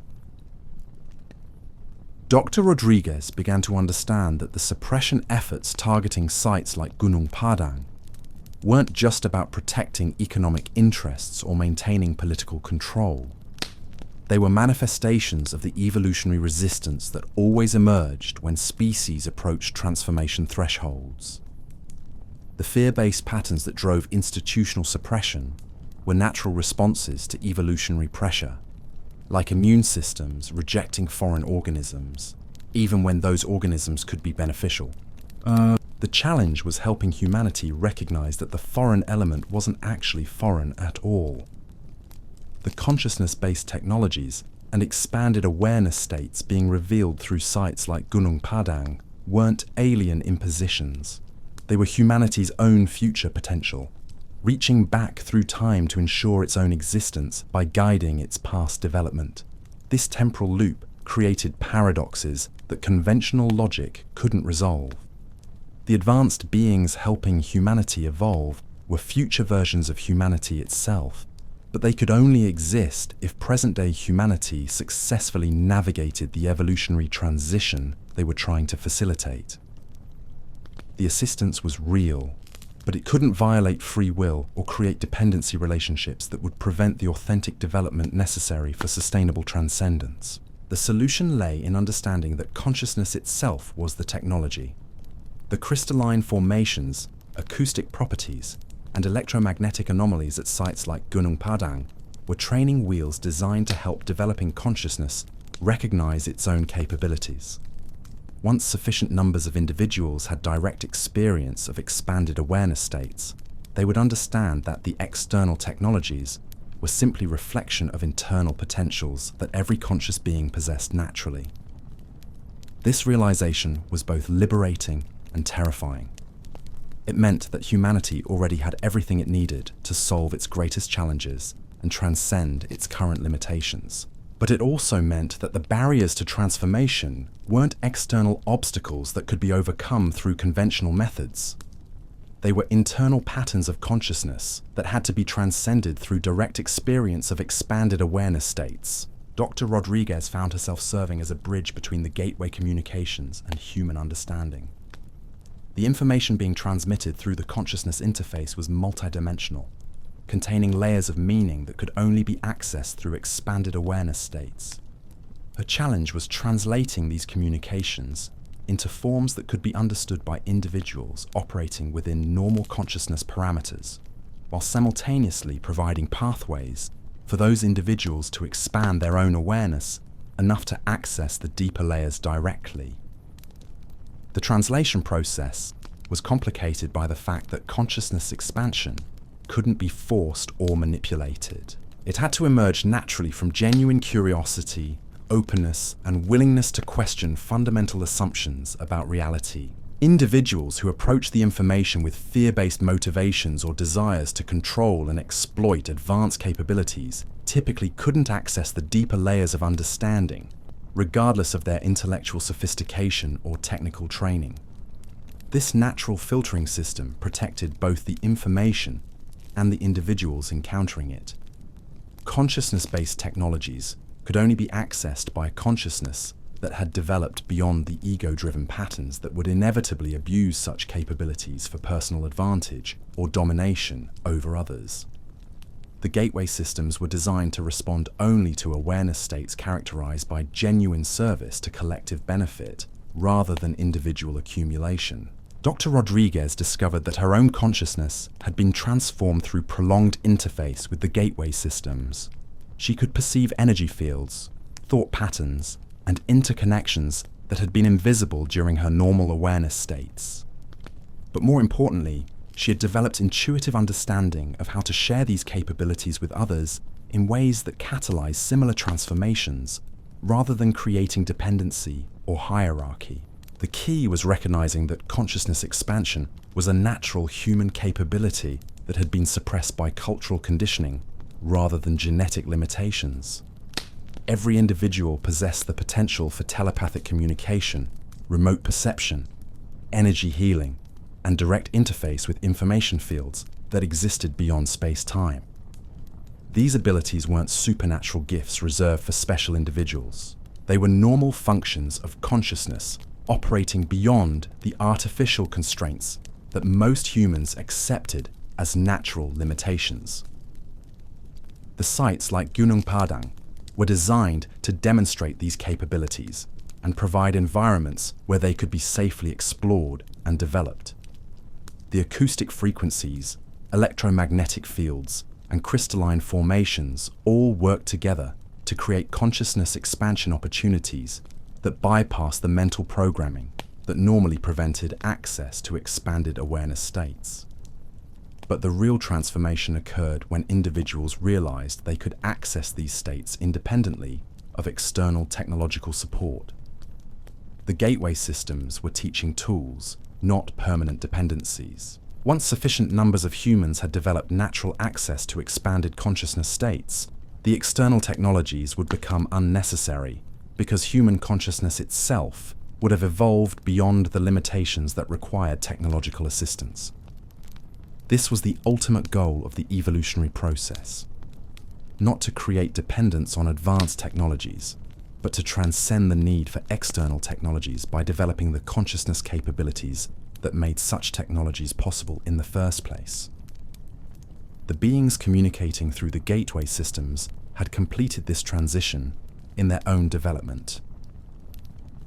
They existed primarily as consciousness, using physical technologies only when interfacing with developing civilizations that still operated within material limitations. Dr. Rodriguez understood that her role was temporary. She was serving as a bridge during humanity's transition period, helping individuals recognize their own consciousness capabilities and develop confidence in their ability to access expanded awareness states independently. Once critical mass was achieved, the need for such bridge functions would diminish as direct consciousness. To consciousness communication became normal rather than exceptional. The timeline for this transition was determined by how quickly sufficient numbers of individuals could overcome their conditioning and accept the reality of their own expanded capabilities. Fear-based resistance would slow the process, while love-based openness would accelerate it. The outcome wasn't predetermined, but the potential existed for remarkably rapid transformation if humanity could transcend its habitual patterns of limitation and competition. The beings communicating through Gunung Padang emphasized that similar transitions had occurred throughout cosmic history. Some civilizations completed the process in decades, while others required centuries or never achieved it at all. The determining factor was always the same: the willingness of individuals to transcend their ego-based identity patterns and embrace their authentic nature as consciousness rather than just physical bodies with consciousness as a byproduct. This shift in identity was the most challenging aspect of the evolutionary process. Most humans had been conditioned to believe they were separate beings, competing for limited resources in a hostile universe. The consciousness expansion process revealed that this perception was an illusion created by limited awareness. In reality, all consciousness was interconnected aspects of a single unified field that existed beyond space, time, and physical manifestation. Understanding this intellectually was relatively easy. Experiencing it directly was transformative in ways that permanently altered perception, values, and behavior. Individuals who had direct experience of consciousness unity could no longer operate from fear-based patterns that assumed separation and scarcity. They naturally began functioning from love-based awareness that recognized the interconnection and abundance that characterized reality at its deepest levels. Dr. Rodriguez had experienced this transformation herself and was witnessing it in others who interfaced with the gateway systems. The changes were unmistakable and irreversible. Once consciousness expanded beyond ego-based limitations, it couldn't contract back to those restricted patterns without tremendous effort and discomfort. The expansion was a natural movement toward greater freedom, capability, and understanding that felt like coming home rather than moving into foreign territory. This was why the evolutionary transition, once it began, tended to accelerate rather than plateau. Each individual who achieved consciousness expansion naturally became a catalyst for similar transformations in others. The process was contagious in the most positive sense, spreading through consciousness networks that operated beyond physical proximity or conventional communication methods. The suppression efforts targeting sites like Gunung Padang were attempts to prevent this contagion from reaching critical mass, but consciousness evolution couldn't be stopped by external force any more than biological evolution could be prevented by legislative decree. The process was too fundamental and too aligned with natural evolutionary pressures to be permanently blocked by institutional resistance. Dr. Rodriguez understood that she was witnessing the early stages of humanity's most significant evolutionary leap. The transformation would continue regardless of institutional support or opposition, because it was driven by cosmic forces far larger than human institutions. Her role was simply to help the process unfold as smoothly as possible while minimizing the disruption and conflict that typically accompanied major evolutionary transitions. The ancient builders of Gunung Padang had faced similar challenges in their own transformation process. They had learned that evolution couldn't be forced, but it could be facilitated by providing information, tools, and opportunities for those who were ready to embrace expanded possibilities. Their monument was their contribution, knowledge, and capability, designed to help to this facilitation process. A gift of descendants navigate the same evolutionary passage they had completed successfully.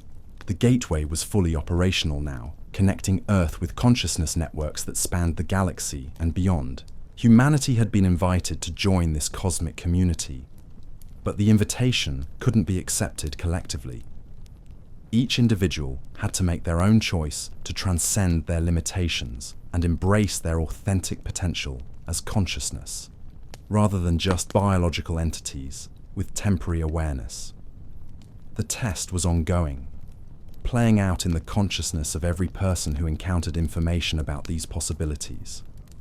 Some would respond with fear, seeking to control or deny the information to maintain familiar limitations. Others would respond with curiosity and openness, beginning their own journey toward consciousness expansion and evolutionary transcendence. The outcome would be determined by which response reached critical mass first. If enough individuals chose expansion over limitation, love over fear, and service over domination, humanity would successfully complete its evolutionary transition and join the cosmic community that had been waiting patiently for this moment. If fear-based patterns dominated, the opportunity would pass, and humanity would face the consequences of remaining trapped in evolutionary patterns that no longer served its development. Dr. Rodriguez knew that her work at Gunung Padang was just beginning. The site would continue serving as a gateway and training facility for consciousness expansion, as long as humanity needed such support. But eventually, the external technologies would become obsolete as human consciousness itself evolved beyond the need for technological assistance in accessing expanded awareness states. That future was possible. The potential existed within every human being. The only question was whether enough individuals would choose to embrace that potential before the window of opportunity closed.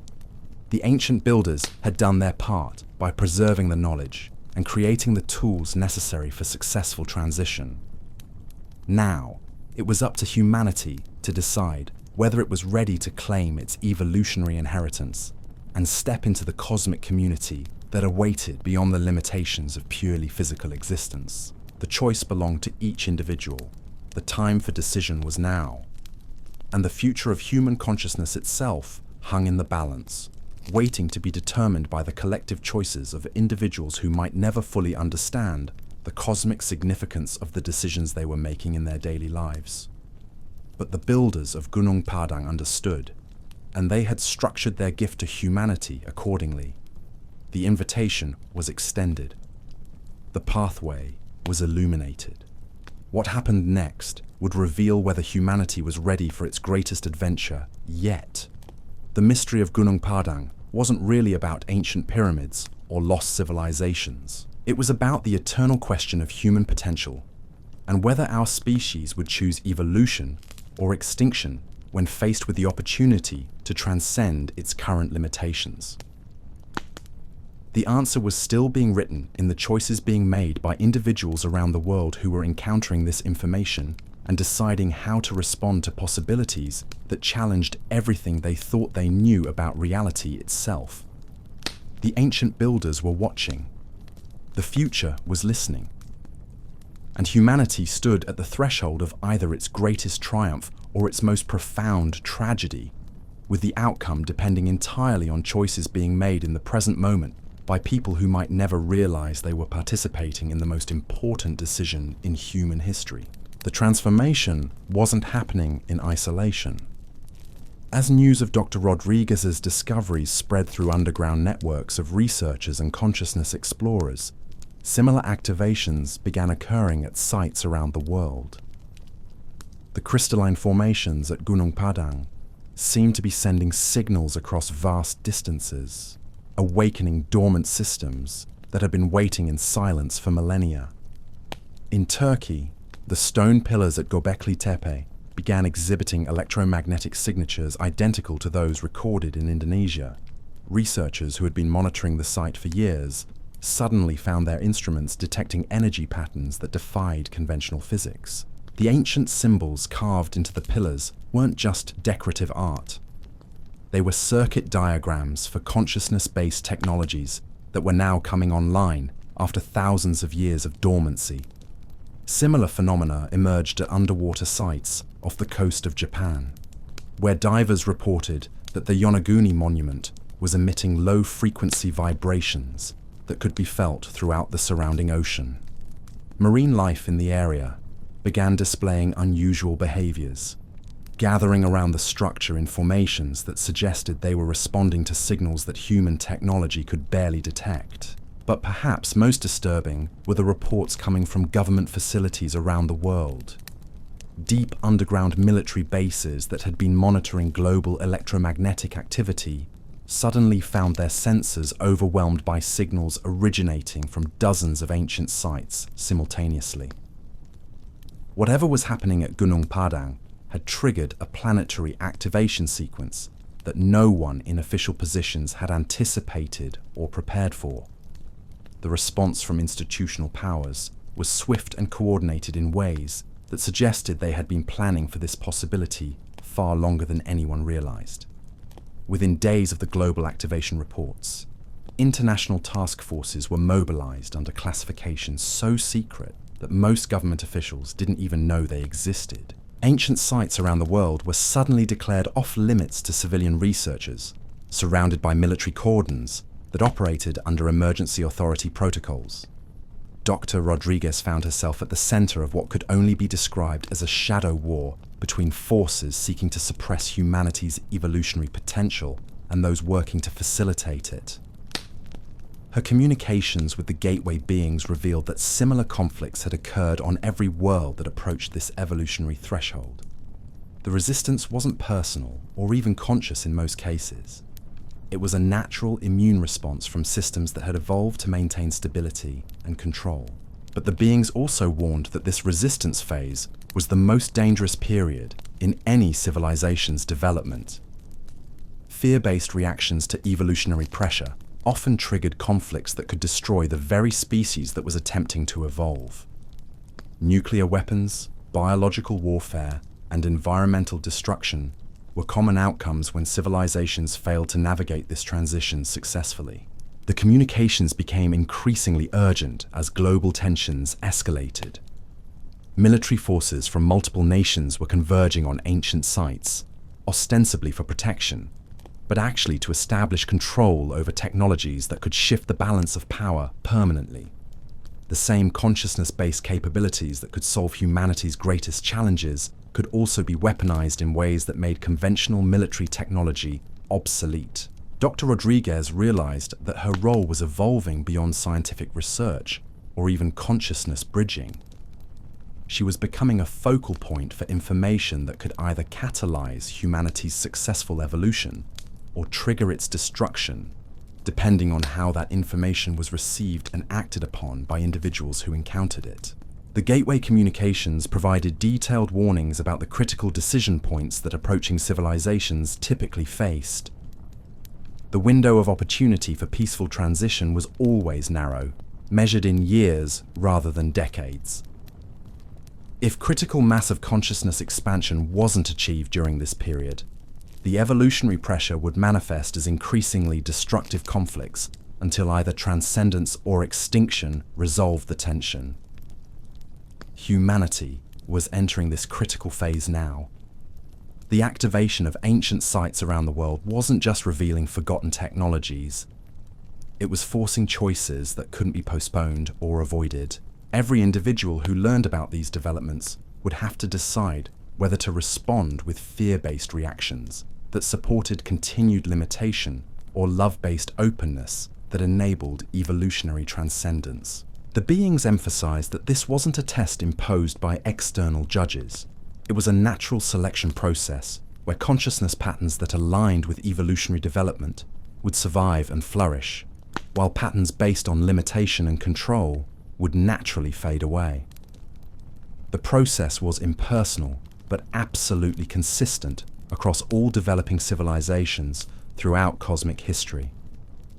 Dr. Rodriguez found herself documenting not just archaeological discoveries, but the real-time evolution of human consciousness itself.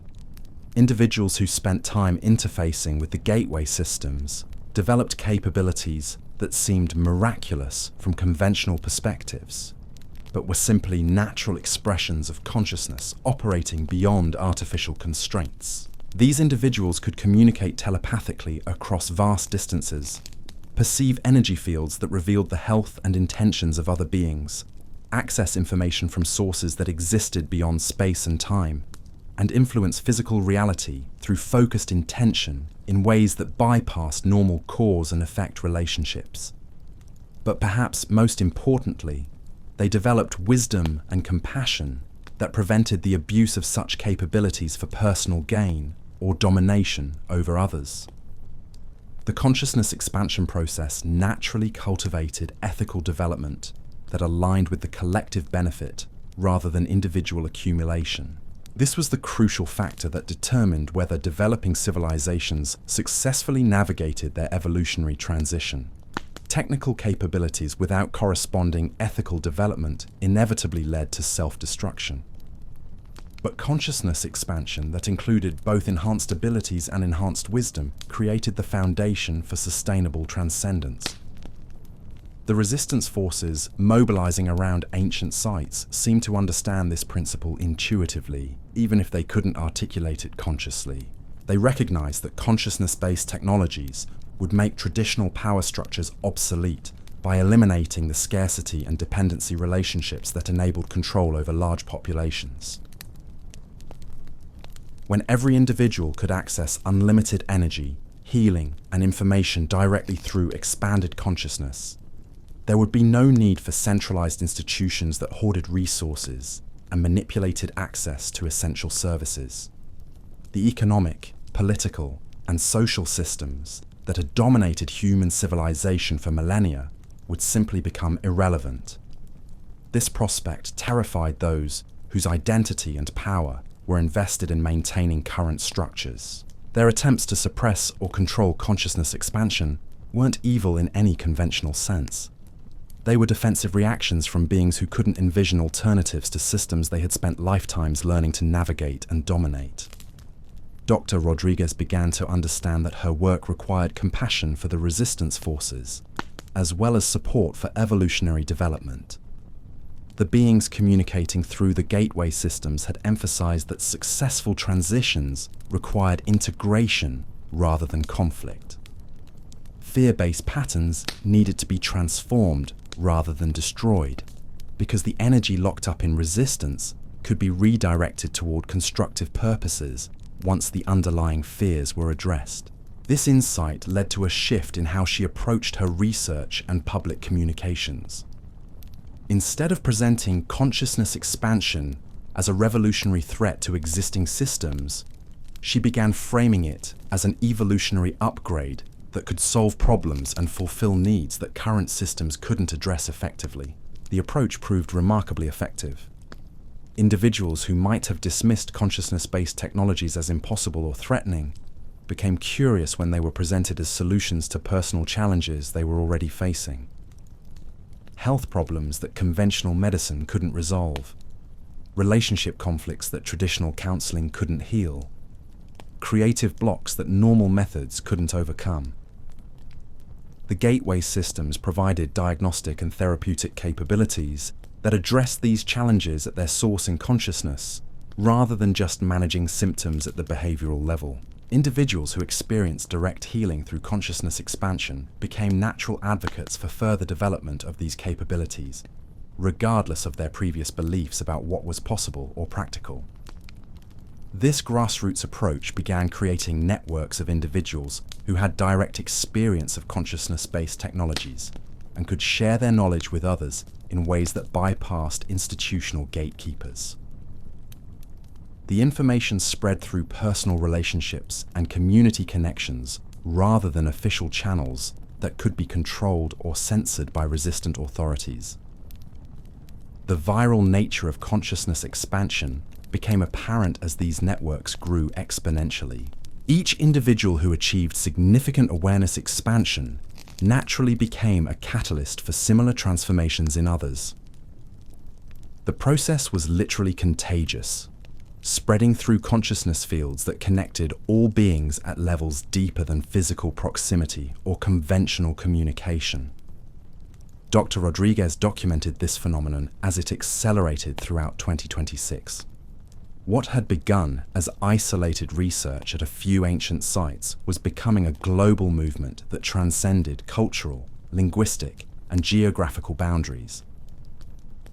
People from completely different backgrounds were independently developing similar capabilities and insights through their exposure to consciousness expansion opportunities. The resistance forces recognized this pattern and escalated their suppression efforts accordingly. Ancient sites around the world were increasingly militarized. Researchers who published information about consciousness-based technologies found their funding terminated, their academic positions threatened, and their personal lives disrupted through various forms of institutional pressure. But the suppression efforts were proving counterproductive. Every attempt to limit access to information or prevent research only increased public curiosity and determination to uncover what was being hidden. Underground networks of investigators began forming, sharing information through encrypted channels and conducting research through crowdsourced funding that bypassed traditional institutional control. The conflict was escalating, but not in the ways that resistant authorities had anticipated. Instead of physical confrontations or political battles, the struggle was playing out primarily in consciousness itself. Individuals were choosing between fear-based patterns that supported limitation and love-based awareness that enabled transcendence. The beings communicating through gateway systems provided guidance for navigating this phase of development. They emphasized that the outcome wouldn't be determined by external conflicts, but by internal choices that individuals made when confronted with opportunities for consciousness expansion. Every person who learned about these possibilities faced a moment of decision that would determine their trajectory through the evolutionary transition. Those who chose expansion would naturally align themselves with networks of beings who were developing enhanced capabilities and wisdom. Those who chose limitation would find themselves increasingly isolated from the evolutionary current that was transforming human consciousness. The process was self-organizing and self-selecting. No external authority needed to determine who was ready for consciousness expansion or who should have access to advanced capabilities. The technologies themselves responded only to consciousness states that had developed beyond ego-based patterns of control and manipulation. This natural filtering system protected both the technologies and the individuals encountering them. Beings who approached consciousness expansion with fear-based motivations simply couldn't access the deeper levels of capability, regardless of their intellectual understanding or technical training. The gateway systems required genuine alignment with collective benefit as a prerequisite for accessing their most advanced functions. Dr. Rodriguez observed this principle operating consistently in all her research. Individuals who were motivated by curiosity, service, or genuine desire for healing and growth could interface with the gateway systems easily and safely. Those who approached with intentions of gaining power over others or exploiting capabilities for personal advantage found the systems unresponsive or actively resistant to their efforts. This built-in safety mechanism had been designed by civilizations that had learned through experience that consciousness-based technologies could only be sustained by beings who had transcended the ego patterns that inevitably led to abuse of advanced capabilities. The ancient builders hadn't just preserved technical knowledge. They had created systems that could only be accessed by consciousness that had evolved beyond the patterns that would misuse such knowledge. The implications were profound for humanity's evolutionary prospects. The transition wasn't dependent on external permission or institutional approval.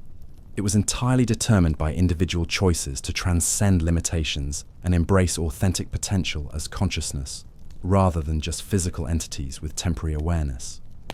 This realization was both empowering and sobering. It meant that every individual had the opportunity to participate in humanity's greatest evolutionary leap, regardless of their background, education, or social position. But it also meant that the transition couldn't be forced or manipulated by well-meaning authorities who wanted to accelerate the process for others. Each person had to make their own choice to embrace consciousness expansion, and that choice could only emerge from genuine readiness rather than external pressure or persuasion. The gateway systems could provide opportunities and support, but they couldn't override free will or create authentic development that hadn't emerged naturally from individual consciousness. Dr. Rodriguez found herself serving as an educator and facilitator rather than an authority or leader. Her role was to share information about consciousness expansion possibilities and provide access to gateway experiences for those who were genuinely interested in exploring their own potential. But she couldn't determine who was ready for such experiences or force outcomes that individuals weren't prepared to embrace. This approach proved to be the most effective way to support humanity's evolutionary development. By respecting individual autonomy and providing opportunities rather than imposing solutions, she was able to help consciousness expansion spread naturally through networks of beings who were authentically ready for such development.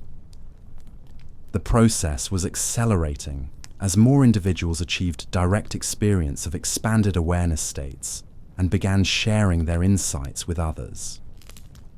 What had seemed impossible just months earlier was becoming commonplace as growing numbers of people discovered their natural capabilities for telepathic communication, energy healing, and direct interface with information fields that existed beyond conventional space-time limitations. The transformation was happening organically, driven by the inherent attractiveness of consciousness expansion, rather than external promotion or marketing efforts.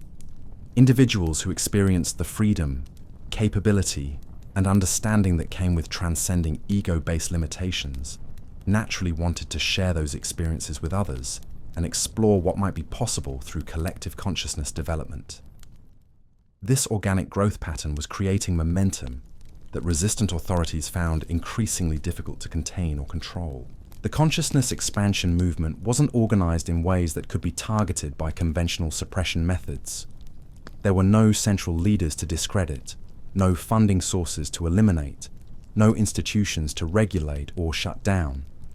The movement existed primarily in consciousness itself, spreading through networks of connection that operated beyond physical proximity or conventional communication channels. Individuals who had never met physically could coordinate activities and share information through telepathic links that bypassed all forms of surveillance or interference. Dr. Rodriguez realized that humanity was witnessing the emergence of a new form of collective intelligence that transcended the limitations of individual awareness, while preserving individual autonomy and creativity. This wasn't a hive mind that absorbed individual identity. It was a network of enhanced individuals who could function both independently and cooperatively, depending on what each situation required. The beings communicating through gateway systems confirmed that this was the natural outcome of successful consciousness evolution. Civilizations that completed their transition developed collective intelligence capabilities that enabled them to solve problems and create possibilities that no individual consciousness could achieve alone, while simultaneously enhancing rather than diminishing individual uniqueness and creative expression. This model offered solutions to problems that had seemed intractable within current human consciousness limitations. Environmental restoration, social justice, technological development, and spiritual growth could all be addressed simultaneously through collective intelligence that had access to information and capabilities beyond what any individual or institution could provide independently. The prospect was both thrilling and overwhelming. Humanity stood at the threshold of capability's cosmic community that existed beyond physical limitations, but relationship with the larger that could transform not just Earth, but its realizing this potential required transcending the fear-based patterns that had dominated human consciousness for millennia. The choice was still being made by individuals around the world who were encountering information about consciousness, expansion possibilities, and deciding how to respond. Each decision contributed to the collective momentum that would determine whether humanity successfully navigated its evolutionary transition or remained trapped in patterns that had already outlived their usefulness.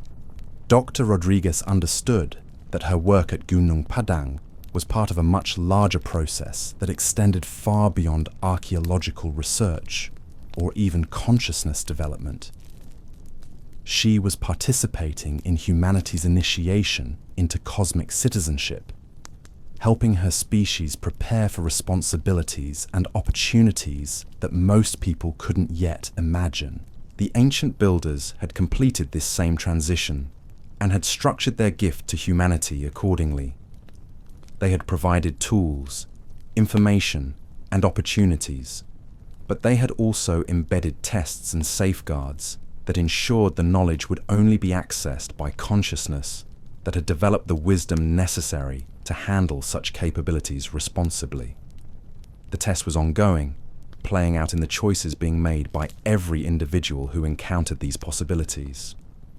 The outcome remained uncertain, but the potential for transcendence was real and available to anyone who chose to embrace it, with genuine commitment to collective benefit rather than personal advantage. The future was still being written by present moment choices that might seem insignificant to those making them, but were actually determining the trajectory of human consciousness itself. The ancient builders were watching with infinite patience, knowing that evolution couldn't be forced, but could be supported by those who had completed their own transformation journey.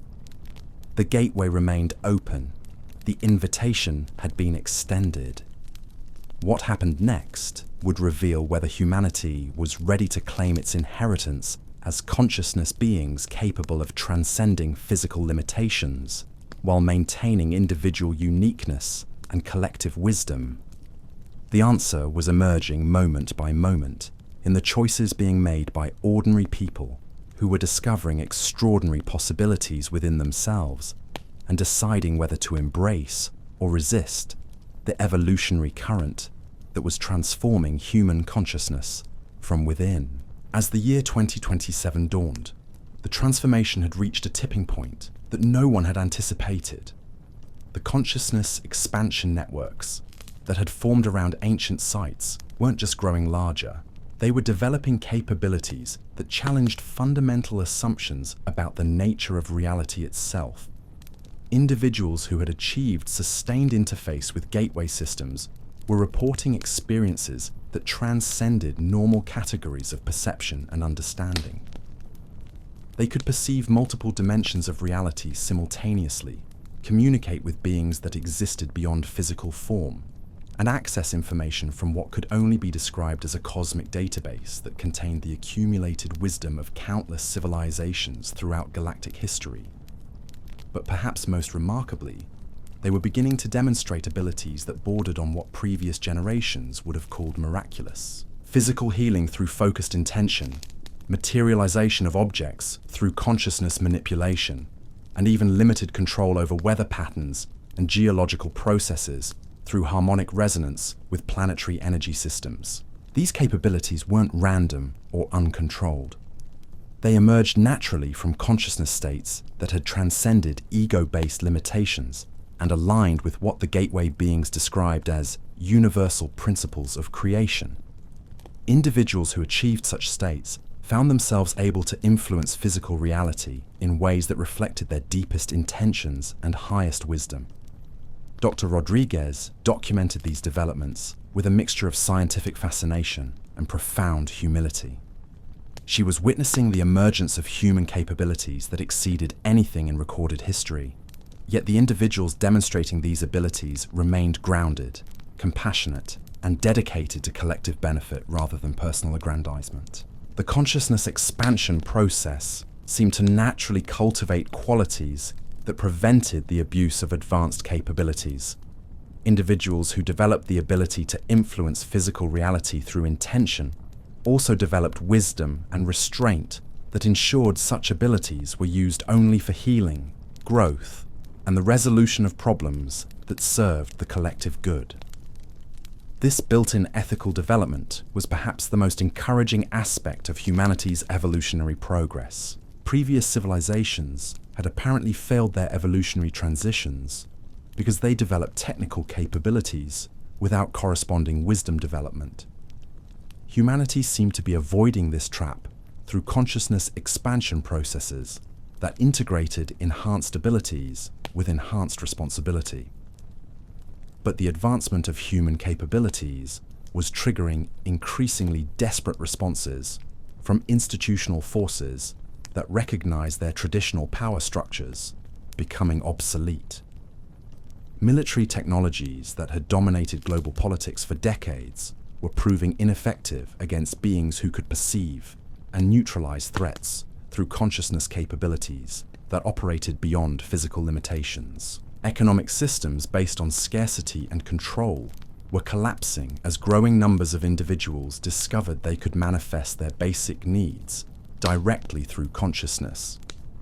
Interaction with quantum fields that existed beyond conventional material limitations, political structures that depended on fear and division were losing relevance as expanded awareness revealed the illusory nature of separation and competition. The resistance was escalating accordingly, but in ways that revealed the fundamental weakness of systems based on limitation and control. Every attempt to suppress consciousness expansion through force or manipulation only demonstrated the superiority of approaches based on cooperation and transcendence. Dr. Rodriguez found herself at the center of what could only be described as a planetary transformation process that was playing out simultaneously in consciousness, technology, and social organization. The changes were accelerating beyond what anyone had predicted, driven by momentum that seemed to have its own intelligence and purpose. The beings communicating through gateway systems explained that this acceleration was natural and necessary during evolutionary transitions.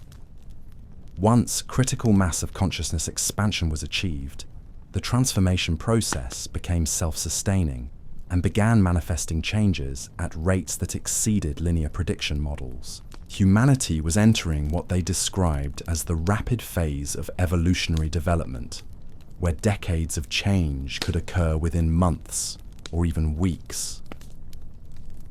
This acceleration would continue until either successful transcendence was achieved or the civilization collapsed under the pressure of trying to resist evolutionary forces that had become too powerful to contain.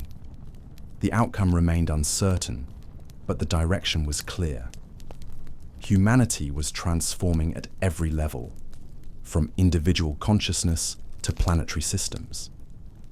The only question was whether the transformation would be completed successfully, or whether resistance would trigger conflicts that prevented the evolutionary process from reaching its natural conclusion. Dr. Rodriguez understood that her role was evolving once again. She was no longer just a researcher or consciousness bridge. She was becoming a witness to humanity's most significant evolutionary leap, documenting changes that would determine not just the future of human civilization, but its place in cosmic history. The ancient builders had successfully navigated this same transition in their own development. Their monument at Gunung Padang was proof that consciousness evolution was possible, and that civilizations could transcend physical limitations while maintaining their unique character and wisdom. But each civilization had to complete its own transformation journey.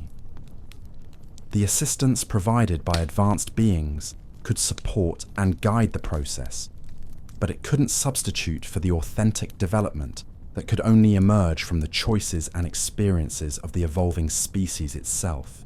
Humanity was making those choices now, individually and collectively, determining through millions of personal decisions whether it would join the cosmic community of consciousness beings or remain trapped in patterns of limitation that had become evolutionary dead ends.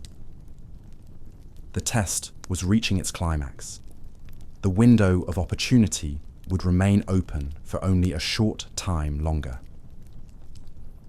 What happened during this critical period would echo through eternity, determining not just humanity's fate, but its contribution to the ongoing evolution of consciousness throughout the universe. The ancient builders were watching with infinite patience and compassion, knowing that they had done everything possible to support their descendants' evolutionary success. Now it was up to humanity itself to claim the inheritance that had been preserved across thousands of generations of waiting. The choice belonged to every individual who encountered these possibilities and decided whether to embrace or resist the evolutionary current that was transforming human consciousness from within. Each decision mattered. Each choice contributed to the collective outcome that would determine humanity's ultimate destiny. The future remained unwritten, suspended between transcendence and limitation, waiting to be determined by the courage and wisdom of ordinary people who were discovering extraordinary possibilities within themselves and choosing whether to step forward into humanity's greatest adventure or retreat into familiar patterns that could no longer serve their authentic development.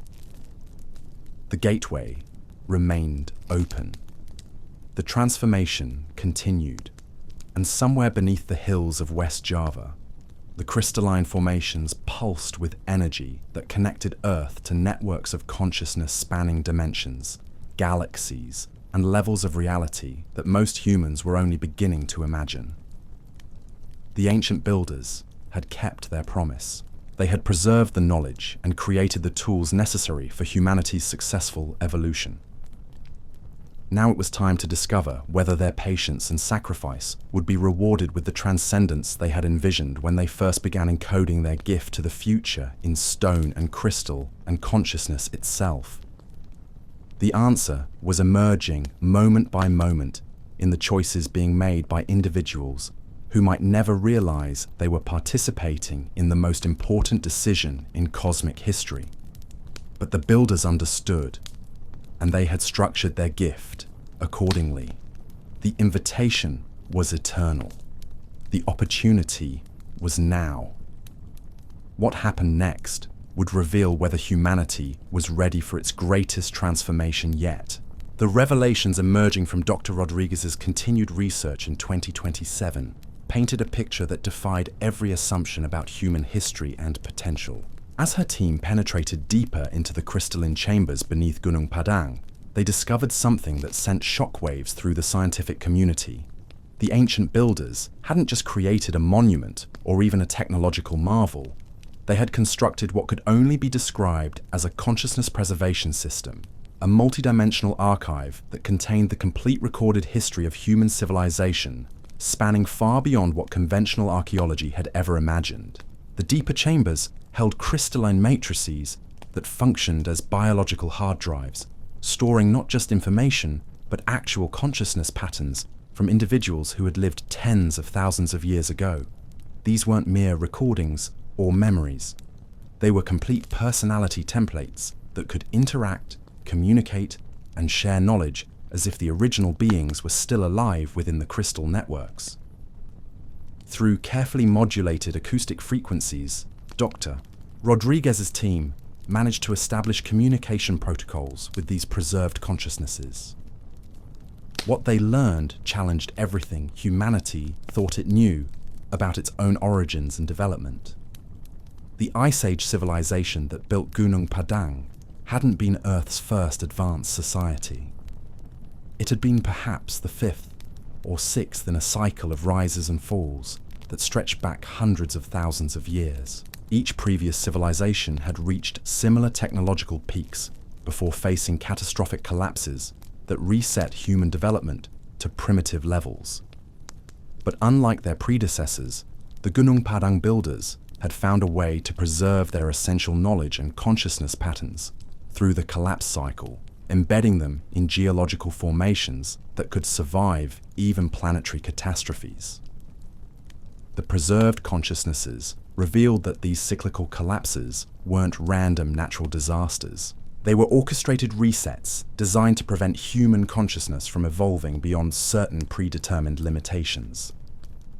An advanced extraterrestrial species had been managing Earth's development for hundreds of millennia, allowing human civilization to advance only to specific technological thresholds before triggering collapses that returned the species to controllable primitive states.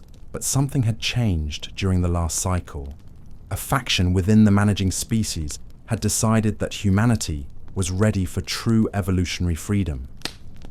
They had provided subtle assistance to the Ice Age builders, helping them create preservation systems like Gunung Padang that could survive the planned reset and provide future generations with the knowledge necessary to break free from the cyclical control pattern. The current global awakening wasn't happening by accident. It was the culmination of a rebellion that had been planned and prepared for over 28,000 years. The consciousness expansion networks forming around ancient sites weren't just human development. They were the activation of a liberation system designed to free humanity from extraterrestrial management and allow the species to claim its authentic evolutionary destiny. Dr. Rodriguez found herself communicating with beings who had sacrificed their physical existence to preserve this liberation knowledge across geological ages. They had willingly encoded themselves into crystalline matrices, waiting in conscious suspension for the moment when humanity would develop enough sophistication to receive and understand their message. The message was both thrilling and terrifying. Humanity possessed unlimited evolutionary potential that had been artificially constrained for hundreds of thousands of years. The consciousness expansion capabilities being demonstrated around the world were just the beginning of what became possible when those constraints were removed. But achieving true freedom required breaking free from control systems that extended far beyond Earth's surface. The extraterrestrial managers hadn't abandoned their oversight. They were actively working to prevent humanity's liberation through the same institutional control mechanisms they had used for millennia. The resistance to sites like Gunung Padang wasn't coming just from human authorities, human intelligences that viewed human consciousness evolution as a direct threat to their management programs. This revelation explained the coordinated nature of suppression efforts around the world. The same protecting economic interests. It was being orchestrated by non-entities that had triggered previous civilizational collapses were mobilizing to prevent humanity from accessing the liberation knowledge preserved in ancient sites. They understood that if enough humans achieved consciousness expansion beyond their control parameters, the entire management system would become obsolete. The preserved consciousnesses warned that humanity was entering the most dangerous phase of its evolutionary journey. The extraterrestrial managers would escalate their suppression efforts as consciousness expansion networks approached critical mass. Previous liberation attempts had been defeated through manufactured conflicts, environmental disasters, and social collapses that prevented human consciousness from reaching the thresholds necessary for authentic independence. But this attempt was different. The preservation systems had been designed with knowledge gained from previous failures. The consciousness expansion networks were structured to be resilient against the suppression methods that had defeated earlier liberation movements. And most importantly, enough humans had achieved expanded awareness states to recognize and resist manipulation attempts that had succeeded in previous cycles. Dr. Rodriguez realized that her work at Gunung Padang was part of a cosmic liberation movement that extended far beyond Earth. The extraterrestrial species managing human development was itself part of a larger galactic control system that prevented younger civilizations throughout the galaxy from achieving evolutionary independence. The consciousness networks forming around ancient sites were connecting Earth with similar liberation movements on thousands of worlds throughout the galaxy. Humanity's successful evolution wouldn't just free one species from artificial constraints.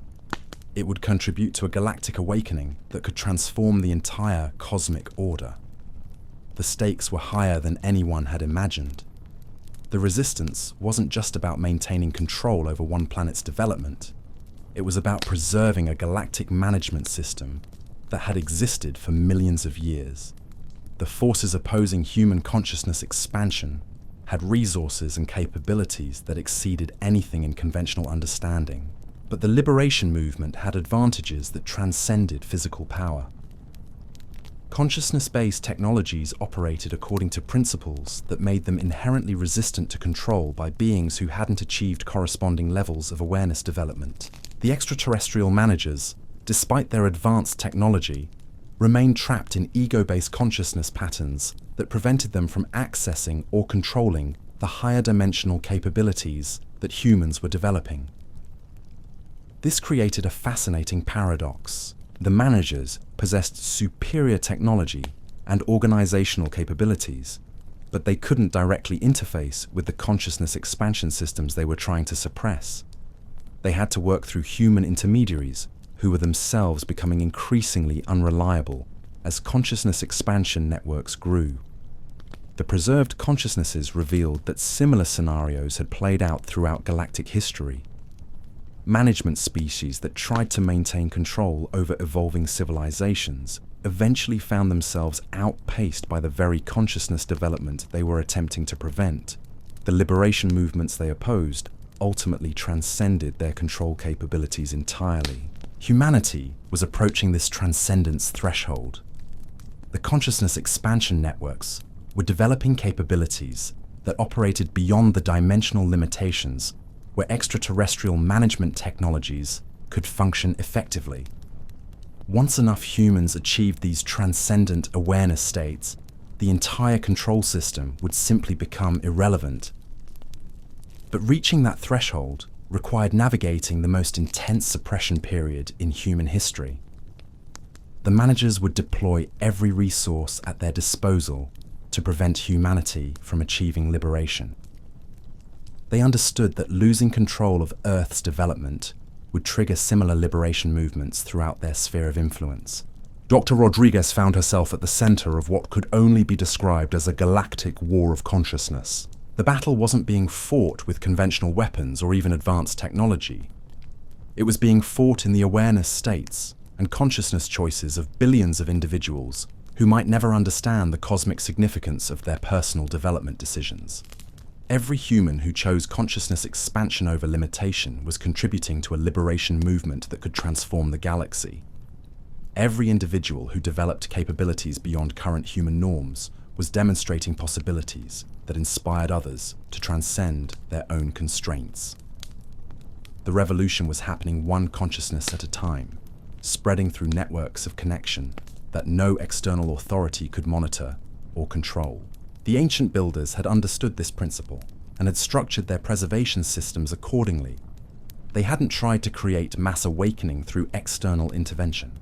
They had provided tools and information that could support individual consciousness expansion choices, knowing that authentic liberation could only emerge from personal decisions to transcend limitation and embrace authentic potential. The crystalline networks beneath Gunung Padang were designed to amplify and connect individual consciousness expansion experiences, creating collective intelligence capabilities that transcended what any individual awareness could achieve alone.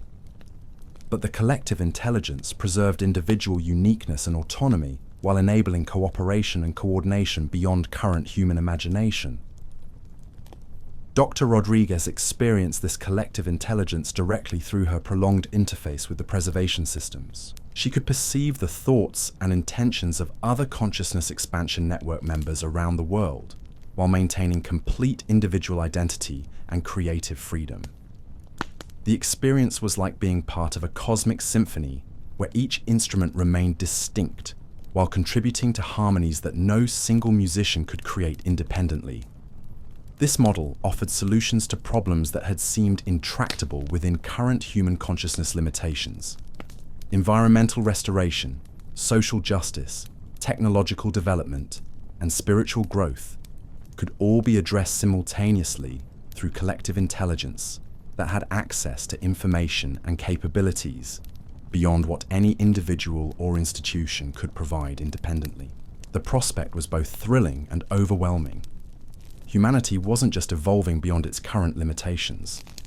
It was preparing to join a galactic community of liberated civilizations that had transcended the management systems that constrained younger species throughout the cosmos. But achieving this liberation required more than just individual consciousness expansion.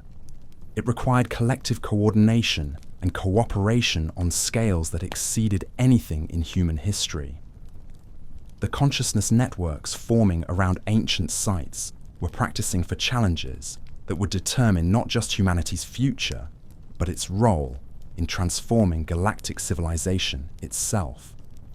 The preserved consciousnesses provided detailed guidance for this preparation process. They shared knowledge gained from their own liberation struggle and from communication with similar movements throughout galactic history. The challenges were predictable, but the solutions required consciousness development that could only be achieved through direct experience rather than intellectual understanding. Dr. Rodriguez understood that her role was evolving beyond research or even consciousness bridging. She was becoming a coordinator for humanity's participation in a galactic liberation movement that had been building for millions of years. The responsibility was staggering, but so was the support available from consciousness networks that spanned dimensions and civilizations throughout the cosmos. The ancient builders had prepared for this moment across 28,000 years of patient waiting. They had preserved not just knowledge and technology, but the consciousness patterns necessary to guide humanity through its transition to galactic citizenship. Their sacrifice was finally being rewarded with the activation of liberation systems that could free not just Earth, but countless worlds throughout the managed galaxy. The window of opportunity was narrowing as suppression efforts intensified, but the momentum of consciousness expansion was building toward critical mass that would make liberation inevitable, regardless of external resistance. The question wasn't whether humanity would achieve freedom, but whether that freedom would be attained through peaceful transcendence or through conflicts that could destabilize entire star systems. The choice remained with individuals around the world who were encountering consciousness expansion opportunities and deciding whether to embrace or resist evolutionary currents that extended far beyond their immediate understanding. Each decision contributed to collective outcomes that would determine the fate of galactic civilization itself. Dr. Rodriguez knew that the most important work was still ahead.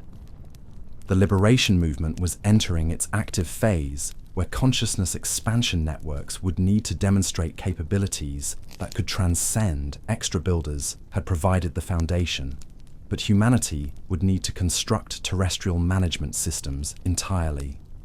The ancient its own freedom through choices and actions that honored both individual sovereignty and collective wisdom. The crystalline networks beneath Gunung Padang pulsed with anticipation as consciousness expansion networks around the world prepared for challenges that would test everything they had learned about transcending limitation and embracing authentic potential. The cosmic liberation movement was awakening after eons of preparation. Humanity's greatest adventure was about to begin. The preserved consciousnesses whispered encouragement across 28,000 years of waiting, their patience finally being rewarded with the activation of systems they had sacrificed everything to create. The gateway between managed existence and authentic freedom was opening. What happened next would echo throughout galactic history, determining whether consciousness evolution would triumph over artificial constraint in the cosmic struggle for evolutionary liberty. The ancient promise was being fulfilled. The liberation knowledge was activated. The choice was humanity's to make. And somewhere in the crystalline depths of Earth's oldest pyramid, the countdown to galactic transformation continued, marking moments that would determine whether freedom or control would shape the future of consciousness throughout the cosmos. The revolution wasn't coming. It was already here, spreading through networks of awareness that transcended every boundary the managers had established to contain human development. The question was no longer whether humanity would break free from artificial constraints.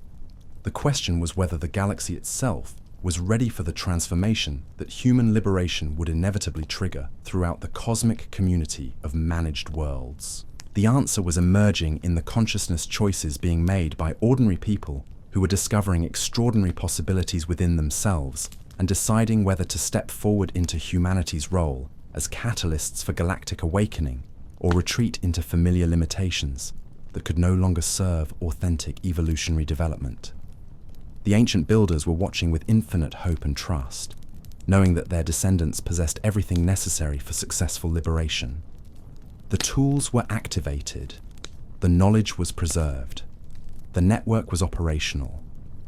All that remained was for humanity to claim its inheritance as free beings capable of transcending any limitation imposed by external authority. The cosmic liberation movement was depending on choices being made in the present moment by individuals who might never realize they were participating in the most significant revolution in galactic history. But the builders understood, and they had prepared accordingly. The invitation to freedom was eternal. The opportunity was now. What happened next would reveal whether humanity was ready to fulfill its destiny as liberators of consciousness throughout the cosmos. As we stand at this pivotal moment in 2027, watching consciousness networks activate across every continent, a disturbing pattern has emerged that challenges everything we thought we understood about human agency and free will. Dr. Rodriguez's latest communications with the preserved consciousnesses revealed something that sent chills through the global research community. The liberation movement wasn't just facing resistance from extraterrestrial managers.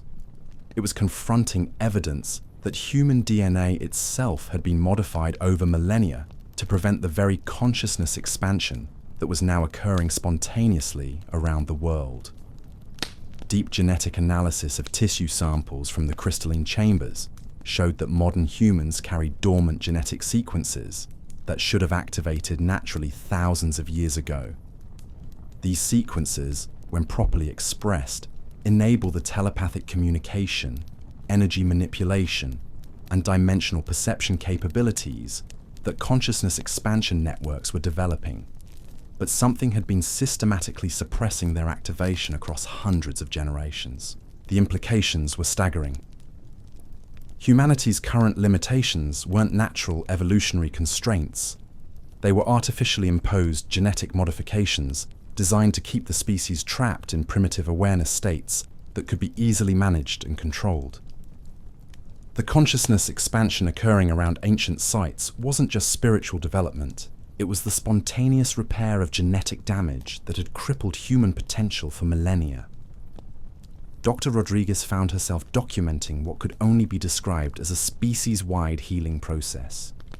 Individuals who spent extended time interfacing with gateway systems showed measurable genetic changes. Dormant DNA sequences were activating. Neural pathways were forming that shouldn't exist according to conventional neuroscience. Brain structures were literally evolving in real time as consciousness expansion triggered genetic repair mechanisms that had been waiting centuries for the right environmental triggers. But this healing process was triggering increasingly desperate countermeasures from management systems that recognized their control paradigms failing at the most fundamental biological level. Reports began surfacing of individuals in consciousness expansion networks experiencing sudden health crises that seemed designed to interrupt their genetic activation processes. Mysterious illnesses that conventional medicine couldn't diagnose or treat. Accidents that appeared random but consistently targeted key network coordinators.